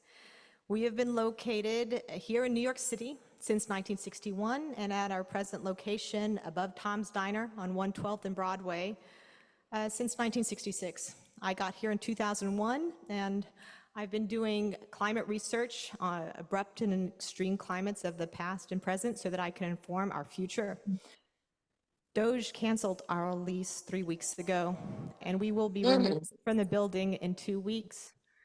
We have little recourse, and we wanted to do a goodbye to our community, which will be, I know this is sudden, and we don't have a lot of time to plan, but it'll be next Thursday on May 22nd from noon till 4. Well, we're going to have all of our scientists out to talk to the community, to let you know about our science. My principal outreach, and many of my colleagues' principal outreach, is I have teachers from New York City metro area that intern with me every year with the goal of producing NGSS, Next Generation Science Standard Aligned Curricula that would be freely available for not only New York City kids, but we publish these so that kids across the country and the world indeed can be 1 degree of separation from NASA scientists. We are trying to let our removal from the building not disrupt our mission, but it obviously is very, very disruptive. We are hoping, many people don't know that when you read the front page of the New York Times and it says that 2024 was the hottest year in 100,000 years, they do not know that this information did not come from abroad. That information is produced here at our lab in New York City every month for the benefit of all mankind. And just any support, any knowledge that you guys can give us, we are really, really hopeful that we can continue our mission, but we need help. Thank you. There's a QR code here where we will be putting updates and whatnot, and I have given this to your chair, and please take this. And we don't have many updates yet. We are cobbling this all together at the last moment. Thank you. How much space do you need? How many square feet?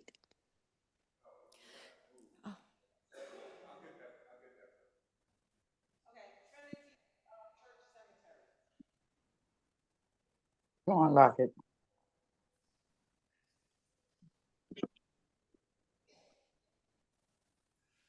Good evening, everyone. My name is Dan Levitino. I'm the director of Trinity Church Cemetery and Mausoleum, which is at 153rd Street and Riverside Drive.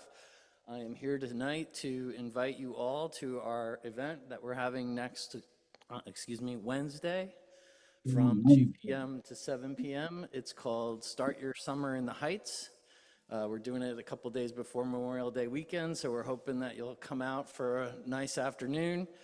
We'll be offering, it's a free event, we'll be offering guided tours of the cemetery, of both the notable graves, as well as a tour featuring our Heritage Rose collection. We have a collection of roses that are no longer commercially available, but they are growing great in the cemetery and they're blooming right now. So even if you can't come to our event, maybe over the next 2 weeks or so, you can come by and see the roses. We've also partnered with the Hispanic Society and the Morris Jumel Mansion, who are also going to be offering guided tours that day. So if you haven't been to any of these institutions, this would be a great day to do it. So we hope we can see you there. Thanks so much.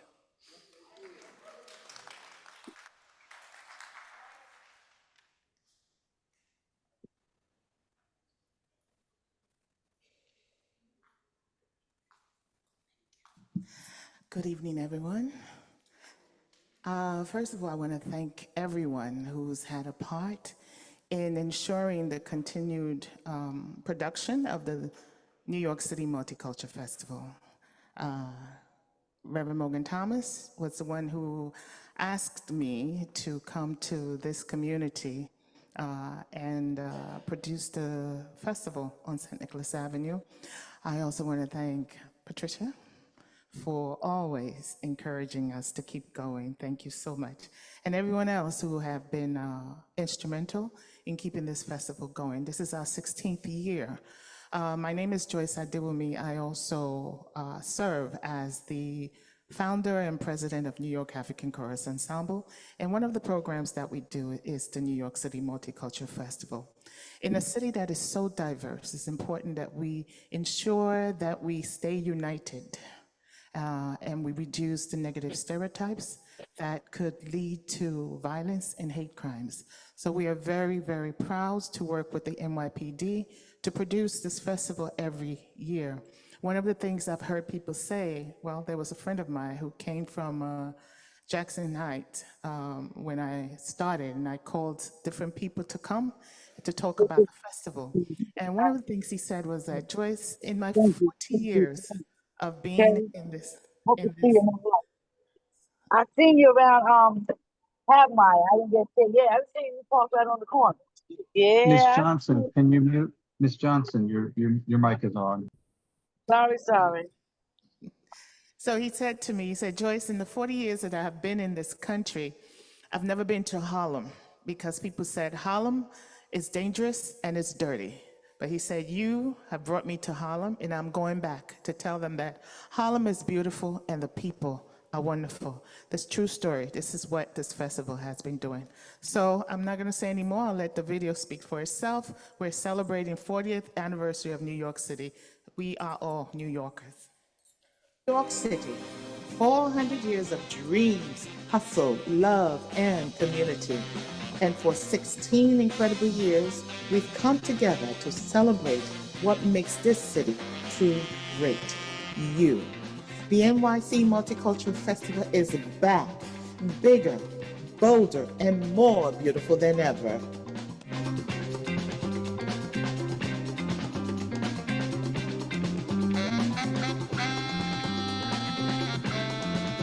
This year, we're taking over the city with 2 full weeks of cultural joy through the NYC Multicultural Festival Crawl.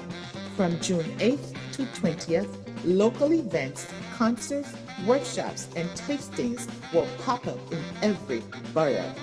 It all kicks off June 7th and closes June 21st with one mission: to show the world that we are New Yorkers. Whether you're a performer, a vendor, or a neighbor, come celebrate your heritage, share your flavor, be seen, be heard, be here, because there's no festival like our festival.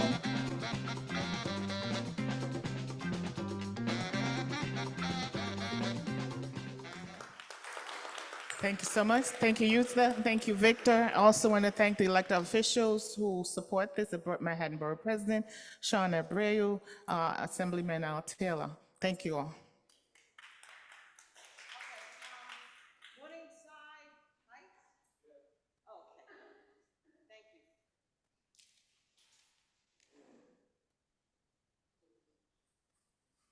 How's the hat look? Good?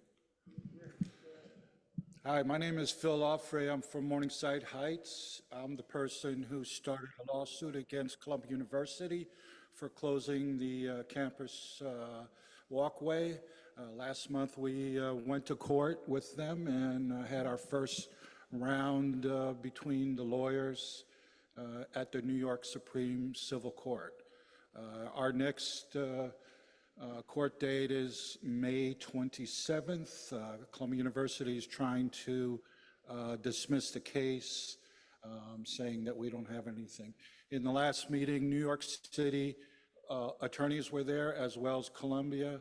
New York City basically said that they sold the deed in 1953, and there was no public easement, and there was no reason to have a public easement, but they own the subterranean pipes, electricity, gas, that kind of stuff. And then Columbia said, well, we own the deed and there's nothing you guys can do. We can close the gate, we can do whatever you want. Of course, we're challenged that in May 27th. Our argument to them is going to be very simple. We do have an easement and we have some historical proof of it. So we'll see what the judge does. In the meantime, I've given a copy of this to Victor, and I want to thank Victor. I've only met him a few times, but he put an article in the Daily News for us, and I really appreciate that support. Since then, I've been in the New York Post twice. I've been in the Spectator twice. I've been in the New York Times. So the West Side Rag. So we got a lot of publicity, and it seems like there's more interest in this subject. I just want everybody here to know that Manhattanville, Hamilton Heights, and Sugar Hill, all of West Harlem is under a plan by Columbia University to become part of their campus. They have a 100-year plan, and the last 20, 30 years was right here.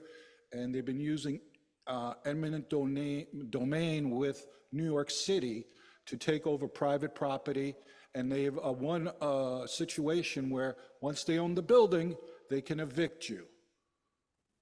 That's the bottom line. They can evict you. They got a staff of lawyers, and you're out of here.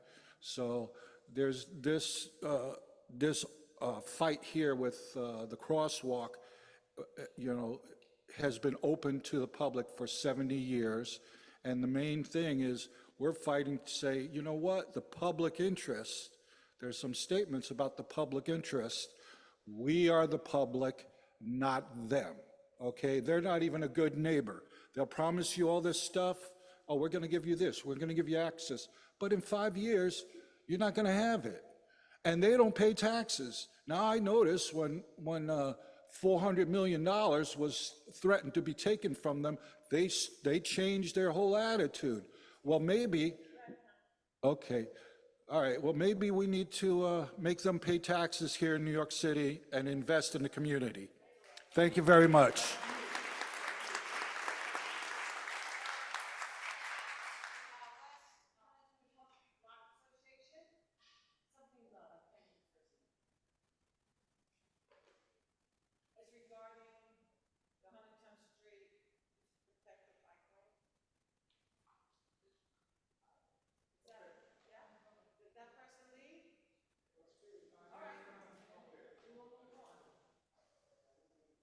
On, we will have words from elected officials.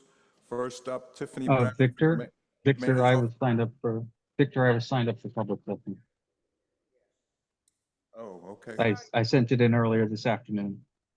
Yeah, this is Barry, sorry. Go ahead. I will keep it very brief. I know it's 3 minutes. I used to do the time.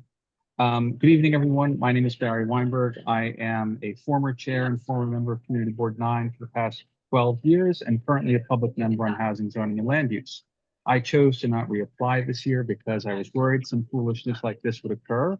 I never thought, though, that it would go to such depths to remove the two co-chairs of the Housing, Zoning, and Land Use Committee and Victor. And I will keep it PG tonight, but I will not mince words.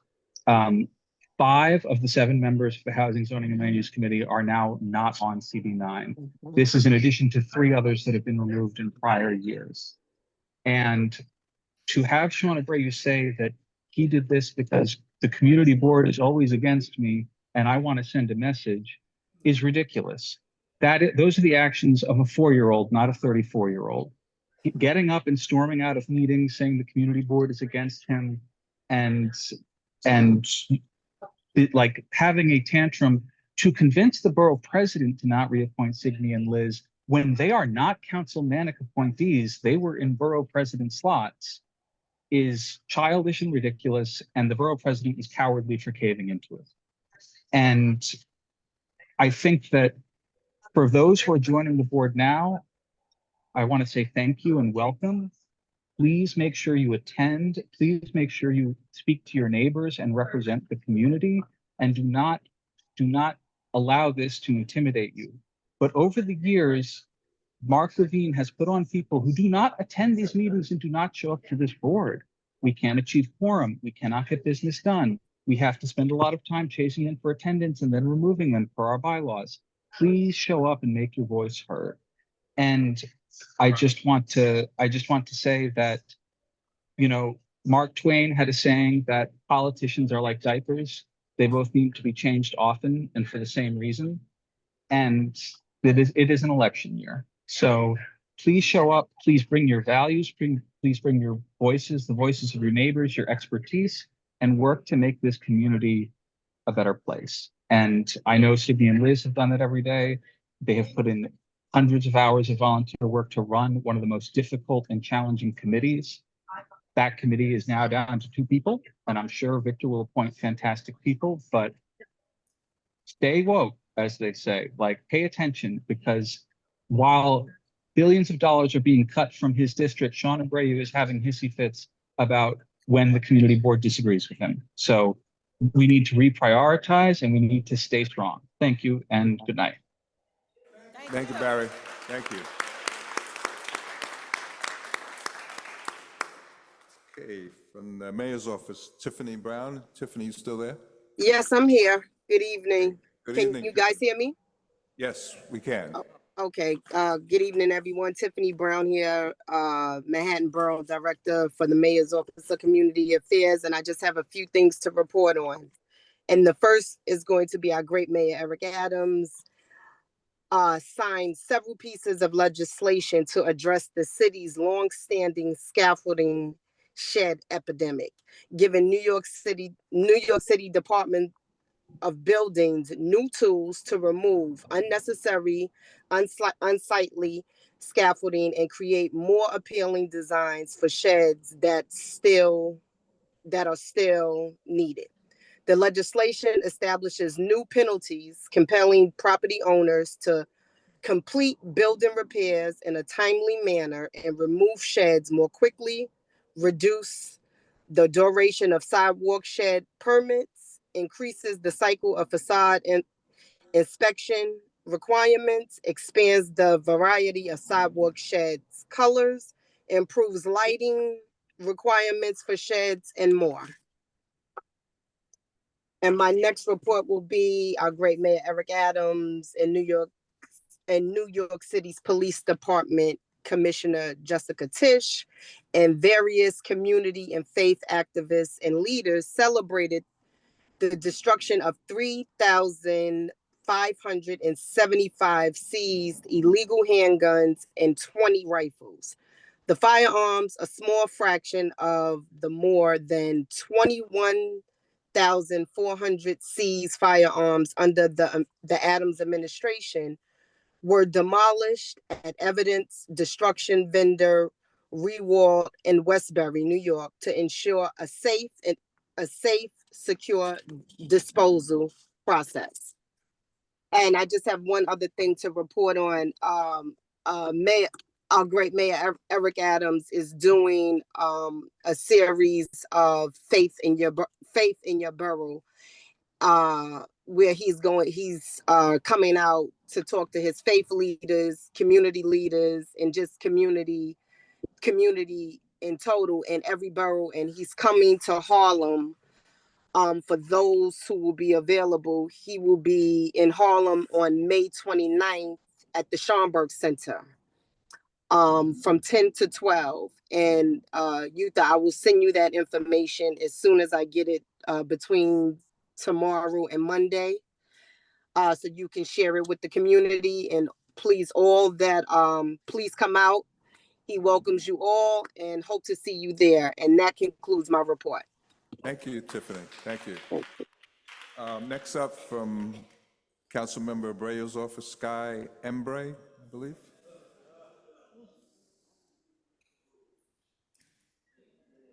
Hello, everyone. My name is Sky. Hopefully you all can hear me. I'm from Councilmember. Can you speak up a Abreo's little bit, office. please? We can't really hear you. Speak up just a little. How about this level? Is that good? That's better. Okay, great. Hi, everyone. I just want to let you know that we're introducing 2 new bills next month. The first is going to establish a pilot program for DSNY to power wash sidewalks. The second is a resolution calling on the state to protect the DAMP exemption for HCFCs. We also have some events coming up. We've got shredding on May 24th from 9 a.m. to 12 p.m. on the corner of LaSalle and Broadway. Shredding at 3333 Broadway on June 7th from 9 a.m. to 12 p.m. And on June 3rd, we'll have the Department of Buildings in our office from 11 a.m. to 2 p.m. to answer constituent questions. And this will be by appointment only. You can call our office to make that appointment. And on June 17th, we will have our mobile mammogram event at our office. That's also appointment only. And you can call our office at 212-928-6814. Thank you so much. Thank you. Okay, that concludes the elected officials part. We're going to jump to nominate. Victor, you have someone there from Yusuf's office. Oh, okay. I didn't know. Samantha Lowe. Come forward. You got to check in so we'll know. I didn't see it. Okay. All right. So, Yes. Welcome. Thank you. Good evening, everyone. My name is Samantha Lowe. I'm the Director of Community Engagement for Councilmember Yusuf Salam. I just wanted to give some updates. On Sunday, May 18th, the council member will be speaking at a special Thurgood Marshall Day service at St. Philip's Episcopal Church to honor the legacy of a true champion for justice. Please join us as we celebrate his impact and recommit ourselves to fight for equality. Coming up on Friday, May 30th, we will be hosting our free legal consultation event in collaboration with the New York Legal Assistance Group. Please send constituents to the state office building to get expert advice and resources, no appointment needed.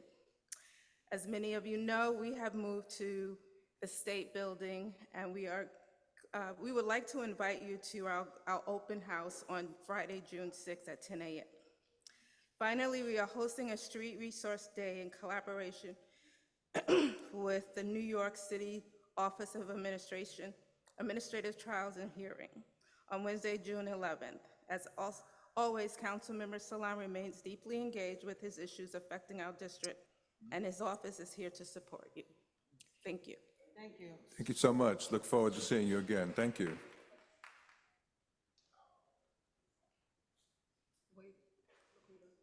Good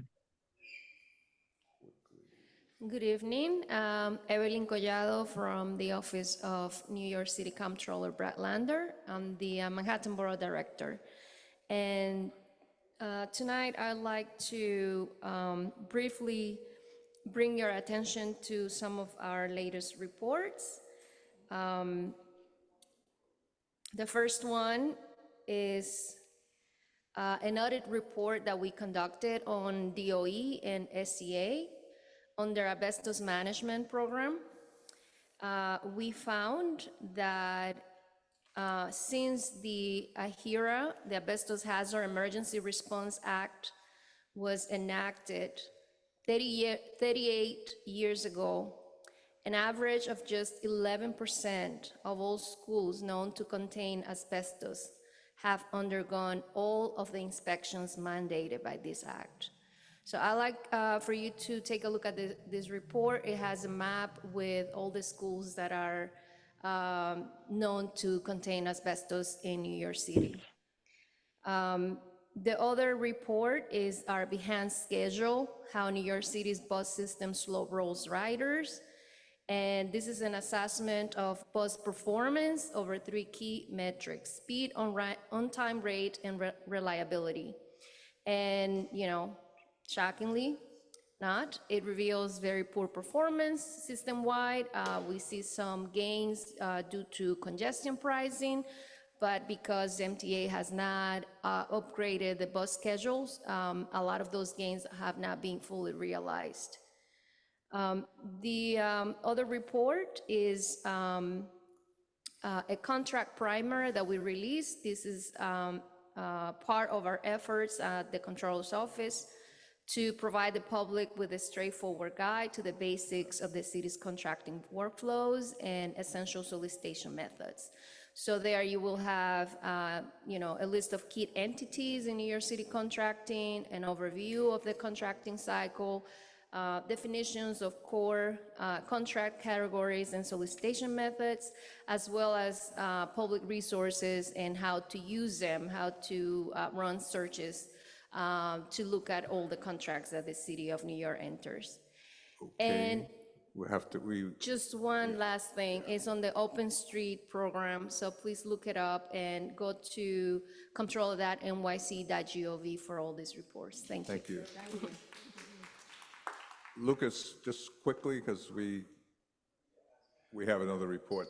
Hi, everyone. My name is Lucas from Senator Clear's office. I just want to bring your attention to 2 resources I have, the Senior Resource Guide and then the Small Business Resource Guide. We had a small business fair last month. I hope some of you guys got to go. And we'll be having a senior job fair in June, and so I'll make sure I'll get that information over to Youtha. Another big thing I want to say is we wrote a letter to the Rent Guidelines Board asking for a 0% rent increase because it's egregious what they've been doing, and we coordinated to get 22 elected officials to sign on. So, yeah. This went out, so we're very excited. It got circulated to all of the board, so hopefully this makes an impact because it's egregious what they are trying to propose. So yeah, we stand with tenants, we stand with y'all. If you need anything, our phone number is 212-222-7315, but I have cards, so just come find me. Thank you so much. Lucas. Thank you. And I'll have a bunch of these over there, so if you want to read it. All right. Laquita.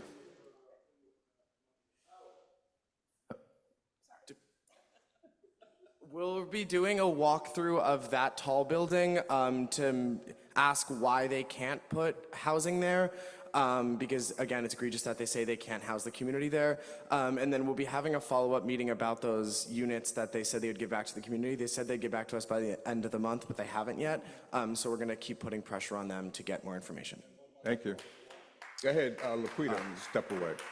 Thank you. Thank you so much. My name is Laquita Henry, and several weeks ago, I was appointed chair of the nominating committee. And we have here, while April is helping us out, April Adams, our member on the screen, I want to introduce the members. Miriam Aristide Ferrer back there, and hopefully you can come forward because I'm gonna need your help. Lydia Gerson, who's right here, and Lydia as well with pen and paper. Juan Colmenares, Marita Dunn, and Laquita Henry, and Signe Mortensen. Now, very quickly, We have a PowerPoint that has been used each year very effectively. Let's see, April, I'm not sure if you're ready. It's not long at all, but it helps guide you as members through. In your packets today and during the week, a couple of weeks before, members and now current members of the board should see the roles and responsibilities of officers of the community board. In addition, an intent to run form is in the packet now, and it's been in a couple of other times over the last couple of weeks since we were appointed. So you can refer to that. I'm going to mention also that we're not going to go over how the election is run in terms of voting tonight. We'll do that on candidates night. And so that will be on Thursday, May 29. Let me just mention important dates. Of course, on May 12th, the intent to run forms was formally due. Although prior to, wait a minute, lost my place. Anyway, the intent to run forms were due. However, we always know that there will be nominations from the floor, which requires 7 endorsements. All the nominations do, and there's still time for that, and we must do that, and that's also part of our bylaws. On May 15th tonight, we will have a slate. We do have a slate, and we have 2 intent to run forms, and we will have nominations quickly from the floor. Thanks, April, you have that up. So I'm going over some of this quickly. The current intent to run forms that we have are from our chair, Victor Edwards, who is rerunning for that position. First Vice Chair, Monique Hardin Cordero, who is currently our second Vice Chair. They both have formally put in their intent to run forms. We do have a slate based on names that have come to us during the process of our meetings. And as we combed our list of members and looked at those who had good attendance, participated, have been involved for years with the community board, have provided invaluable support and information and shown leadership, and we offer those names as part of a slate. So those names that we have currently, they do have to agree to run, since their names have come up to us as a nominations committee, and they have to have 7 persons support them from the floor. And we will, Lydia and Miriam will write down those names. So right now, let me see if there's something else critical that needs to be stated. Oh, candidates night, before I do the rundown and ask for nominations from the floor, candidates night is Thursday, May 29th. Oh, May 29th. And election night is Wednesday, June 18th. You have, if you are nominated and have agreed to be nominated, you must be present at candidates night and of course election night. So right now what we're going to do, and I'm sorry to rush this, just the way it's been this evening. It's not, but we have to do this. This is according to our bylaws. The nomination for chair, Victor Edwards. As I call out those who have endorsed him, you should be present and indicate that you have formally endorsed. Joyce Adewumi.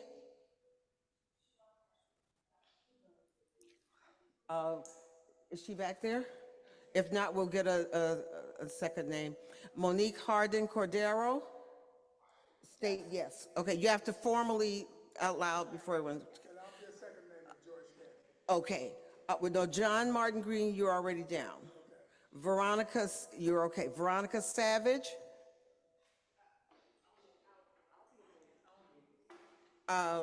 Okay, Patricia Watler Johnson was substitute for Veronica Savage. And who was the substitute for Deirdre? No, you're already down. John Martin Green, I will, Laquita I will, McIntosh I Brown. will substitute. Okay. I will substitute Laquita. Georgette Morgan Thomas for Joyce Adewumi, Shanika Wilson, and Daria Hardiman. We need, because she's not here, we need someone to endorse Victor for chair. Tina Ted Lum- Kovalev will definitely endorse him. Right. Yes, And okay. So Victor Edwards, we have him formally as the nominated chair. Are there any other names from the floor for chair? So we have Monique, John. No. Oh, you want to review the endorsements? Okay. The endorsed names, state them, Miriam. Monique Harding Cordero, John Martin, Patricia, John Martin Green. We're losing you. Quickly. Reverend Georgette Thomas, Shanika, Tina Lumley. We need one more. Who was the one more? We need one more. Tina. Ted Kovalev is the one more. Ted Kovaloff is one more.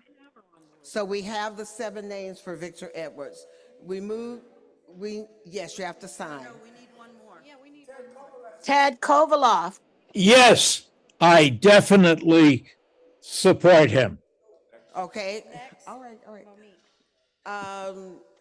Monique Hardin Cordero. Her name's Victor Edwards.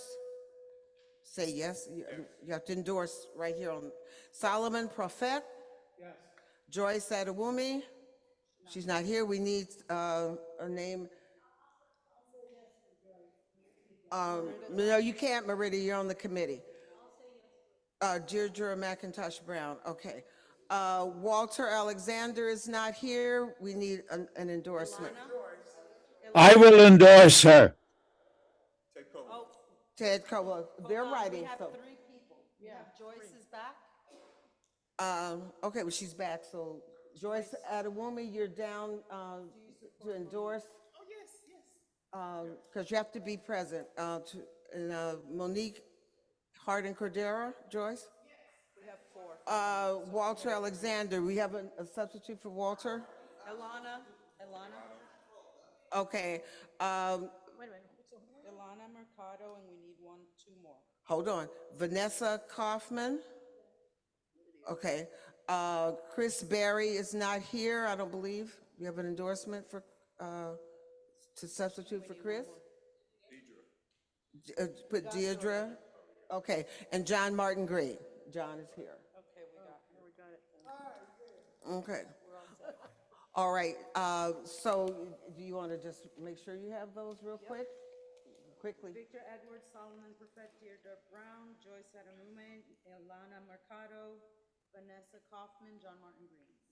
All right, so for the slate, the other positions, second vice chair, the nomination, John Martin Green. For I'll just go down that we can still get nominations from the floor. Secretary, Solomon Prophet. Assistant secretary, we didn't get anyone there for the slate, so maybe from the floor. Treasurer, Deirdre McIntosh Brown. Assistant treasurer, Felipe Castillo. Okay, so now let me go back. Second vice chair, these are persons who came nominated or presented to us, and they're presented as part of a slate of possibility. Are there any other names? We have John Martin Green, second vice chair. Are there any other names for second vice chair? That was Monique. Okay, so we need 7. Tina Lumley, her name. We need 6 more. Felipe, Ilana. Hold on. Okay. Patricia Watler Johnson. That's how many names? Monique Hardin Cordero. Monique, we need How many? 3 more. Joyce Adewumi, because I know we have a number who, that's Vanessa, right? Yeah, 2 more. Vanessa. Oh, I think we have April Adams. April Adams is what, how many do we have? We're good.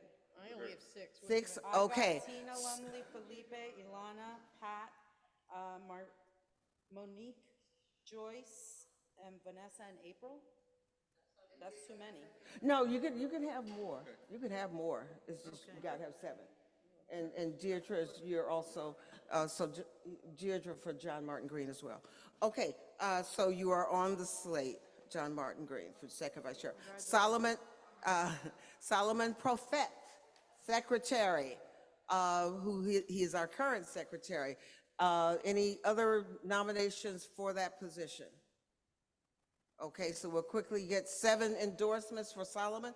Pat Watler Johnson, Tina Lumley, Shanika Wilson, Deirdre. Ted Kovalev, Ted Kovalev, Joyce Adewumi, Vanessa Kaufman, Georgette Morgan Thomas. and Georgette Morgan Thomas. How many names? How many names? We got 7 now, right? Yeah. And even if there are more, and Felipe's name was up, I'm sorry. We got Pat, Georgette, Shanika, Deirdre, Ted, Joyce, and Vanessa. Okay, that's. Laquita, they don't actually have to be present if they signed the form. They only need to be present if they didn't sign and it's a nomination from the floor. Okay, thanks. Thank you, Barry. The next position, assistant secretary. We do not have a nomination there. Shanika Wilson, do you accept the nomination for assistant secretary? Okay, Shanika Wilson, we need 7 names quickly endorsing. Oh, wow. Okay. Ilana, Francine, Hold on. Ilana. My row. Okay, Ilana, Francine, I can't remember Francine's last name. Say it, just say, come on. Okay, where, Felipe, where, Castillo, Tina Lumley, John Martin Green. 2 more. Justin Dent. Okay, one more. Heather. Okay, we're all good. Heather Jason. Next. How many do we have? Heather, Jason. Heather. Okay, we're good. Okay. And Walter Alexander is online. We got Ilana, Francine, Felipe Castillo, Tina Lumley, John Martin Green, Justin Dent, Heather Jason. Okay. Treasurer Deirdre McIntosh Brown is interested in running again. Chris Johnson, Joyce Adewumi, Shanika Brown. Oh, I Reverend forgot Morgan to ask everybody Thomas. else. Clotilde Monguia. Let me stop. Is there anyone else who wants to nominate or run for the position of treasurer? We have to ask that each time. Okay. Actually, she does have okay, we still need some of the names. Shanika Wilson is here. Walter Alexander, who was the name that came in? Joyce and Chris Johnson. Okay, Victor Edwards is here. Barry Weinberg, Patricia Watler Johnson is here. Daria Hardiman, so Francine Wernham. She's all set. So she said, there's her sheet. Okay, and then Assistant Treasurer, Felipe Castillo. And Felipe is there. There's a third part of the name formally, so. Trujillo, I thought I had it correct. Is there anyone else interested in running for Assistant Treasurer? Okay, so now Felipe needs endorsers. Give me your name, please. Say it again. Gretchen Healy. Okay. Clotilde Monguia. Okay. John Martin Green. And Vanessa. Tina Lumley. Justin Dent. And Deirdre. One more. Deirdre. Joyce Adewumi. Good. You have 7? Yes, I do. Let's hear them. Gretchen, Clotilde, John Martin, Vanessa, Tina, Justin, and Joyce. Okay, so now we have a slate. All nominees must be present in order to participate in the election on Candidates Night, Thursday, May 29th at 6:30. We will announce the location. Please check your emails. We'll be sending out a flyer. We need from the candidates your intent to run form, all those who have agreed to be candidates nominated tonight, it has to be by the bylaws, no later than 3 days before candidates night. So that's, I'll send that out again. It's like May 22nd, 3 days before May 26th. Okay, so we need your bio. Look at the intent to run form. We have the names of your endorsers, but your bio and the statement from the intent to run. And of course, the same on election night. To repeat, June 18, everyone running for office must be present. And at candidates night, as many of you who can come, please come, because we'll go over the PowerPoint. I want to thank you, April, because I know we were all over the place rushing there. Okay. All right, thank you. For these new people, it's May 20, 3 days before election night. No, they have to do the bio. Election night is the 18th. You have to look at the intent to run form. They have to have their intent to run June 15th, right? Intent to run, or is it for No, it's candidates. The 29th. So we needed, May, let's say that Monday, because right now I'm just saying the 20, May 20. Send them an email reminder. Because the 26th is a holiday. Yeah. Okay, Before May Memorial Day. 26th. May 26th is a 22nd. Monday. Oh, yeah, that doesn't get, let's say May 25th. Laquita, do it offline so Victor can move on. We can move on now. Thank you. Thank you so much to the nominating committee and those who have volunteered to serve. We really appreciate it. We have run out of time. Normally we don't go as long, but I appreciate all the new members who have come this evening and joined us. Thank you for that. And a motion to adjourn would be in order at this time. Second? So moved. Thank you all. And thank you all online. I appreciate it.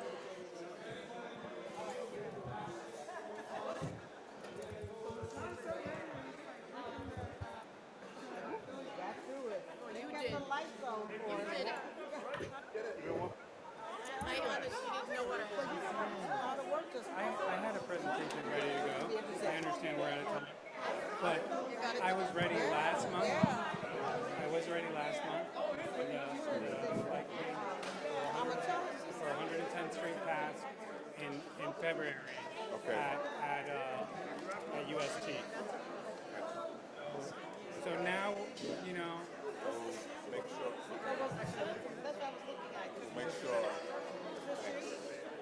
No. Just one last item. One last item. All the other items on the agenda we had to skip. We will get back to those next month. We just ran out of time. Thank you.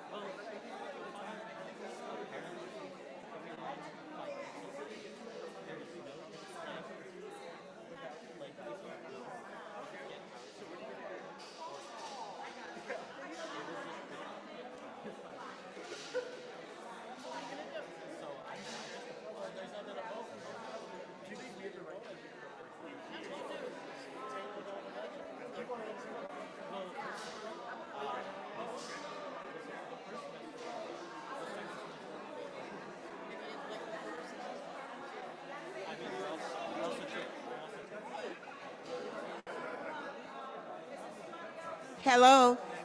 Those who are endorsing candidates, those forms can be signed now. I think Pat might have mentioned that.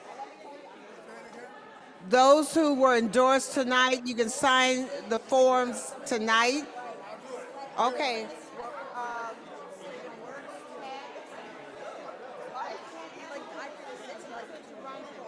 There They're in your packet, so pull it out.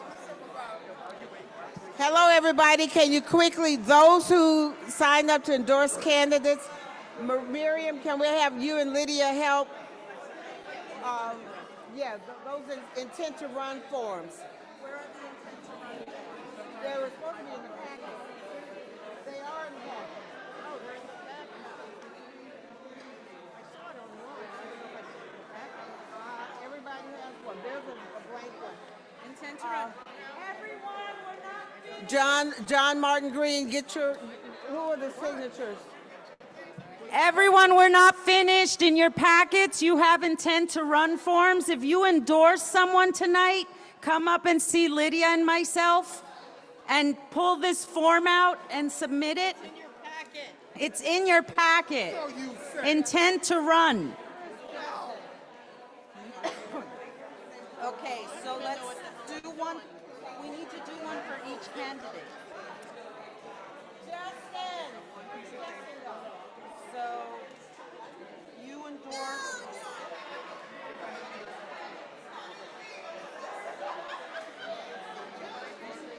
I'm going to sign this one. I'm signing Paul. Will you sign? I think your name is Paul.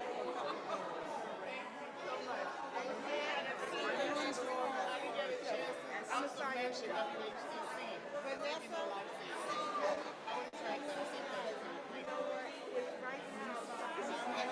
Everybody's got one in their packet. I gave mine up. This man is a demon. You first for that's John. I know. But you know what? I think it's going to be a lot of Lydia and Miriam have the name. What do I have to do? Oh, wait a minute. Right? Yeah, let's use one because John already has all of John's signatures.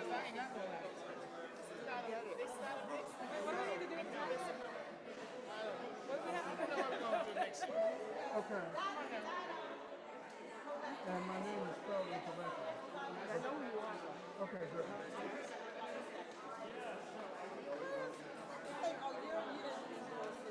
I can't. Okay, very good. April, you endorsed somebody. Who was it?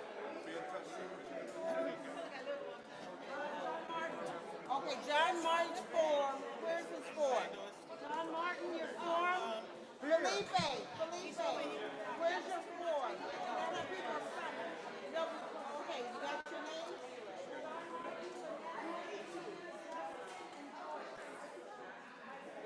Do you have a form? Okay. Does anybody have a form? Oh, Solomon.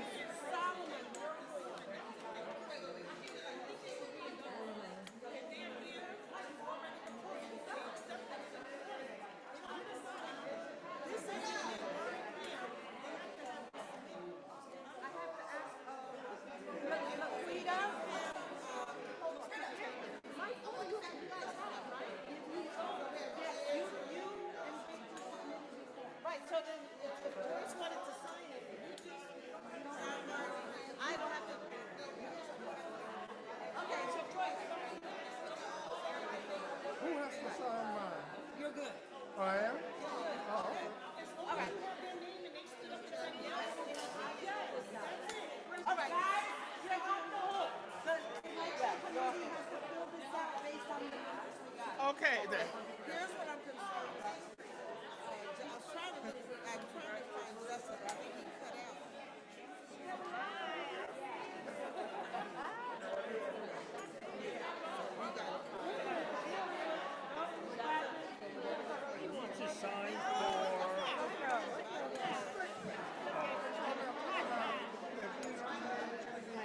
Do I have to sign right now for Deidre? Do I need to sign now or? Yeah. Right? Okay.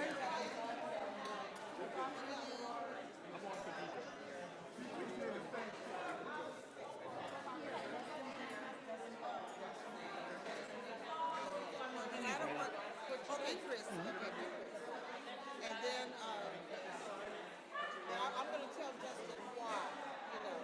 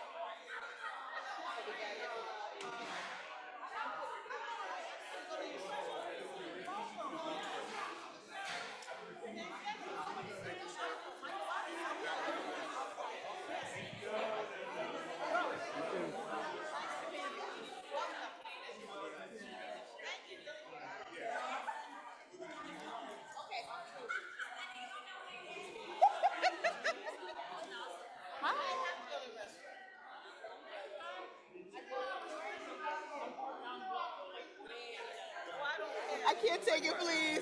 Please, I can't take it. My face is so red. I cannot. I can't take it. No, no start. No start. Please. What are you looking at? What are you looking at? You don't know? We don't have to, you don't have No, to. no, I just realized I don't have to. You realize it. I'm so sorry. No, you're okay. Thank you. Thank you.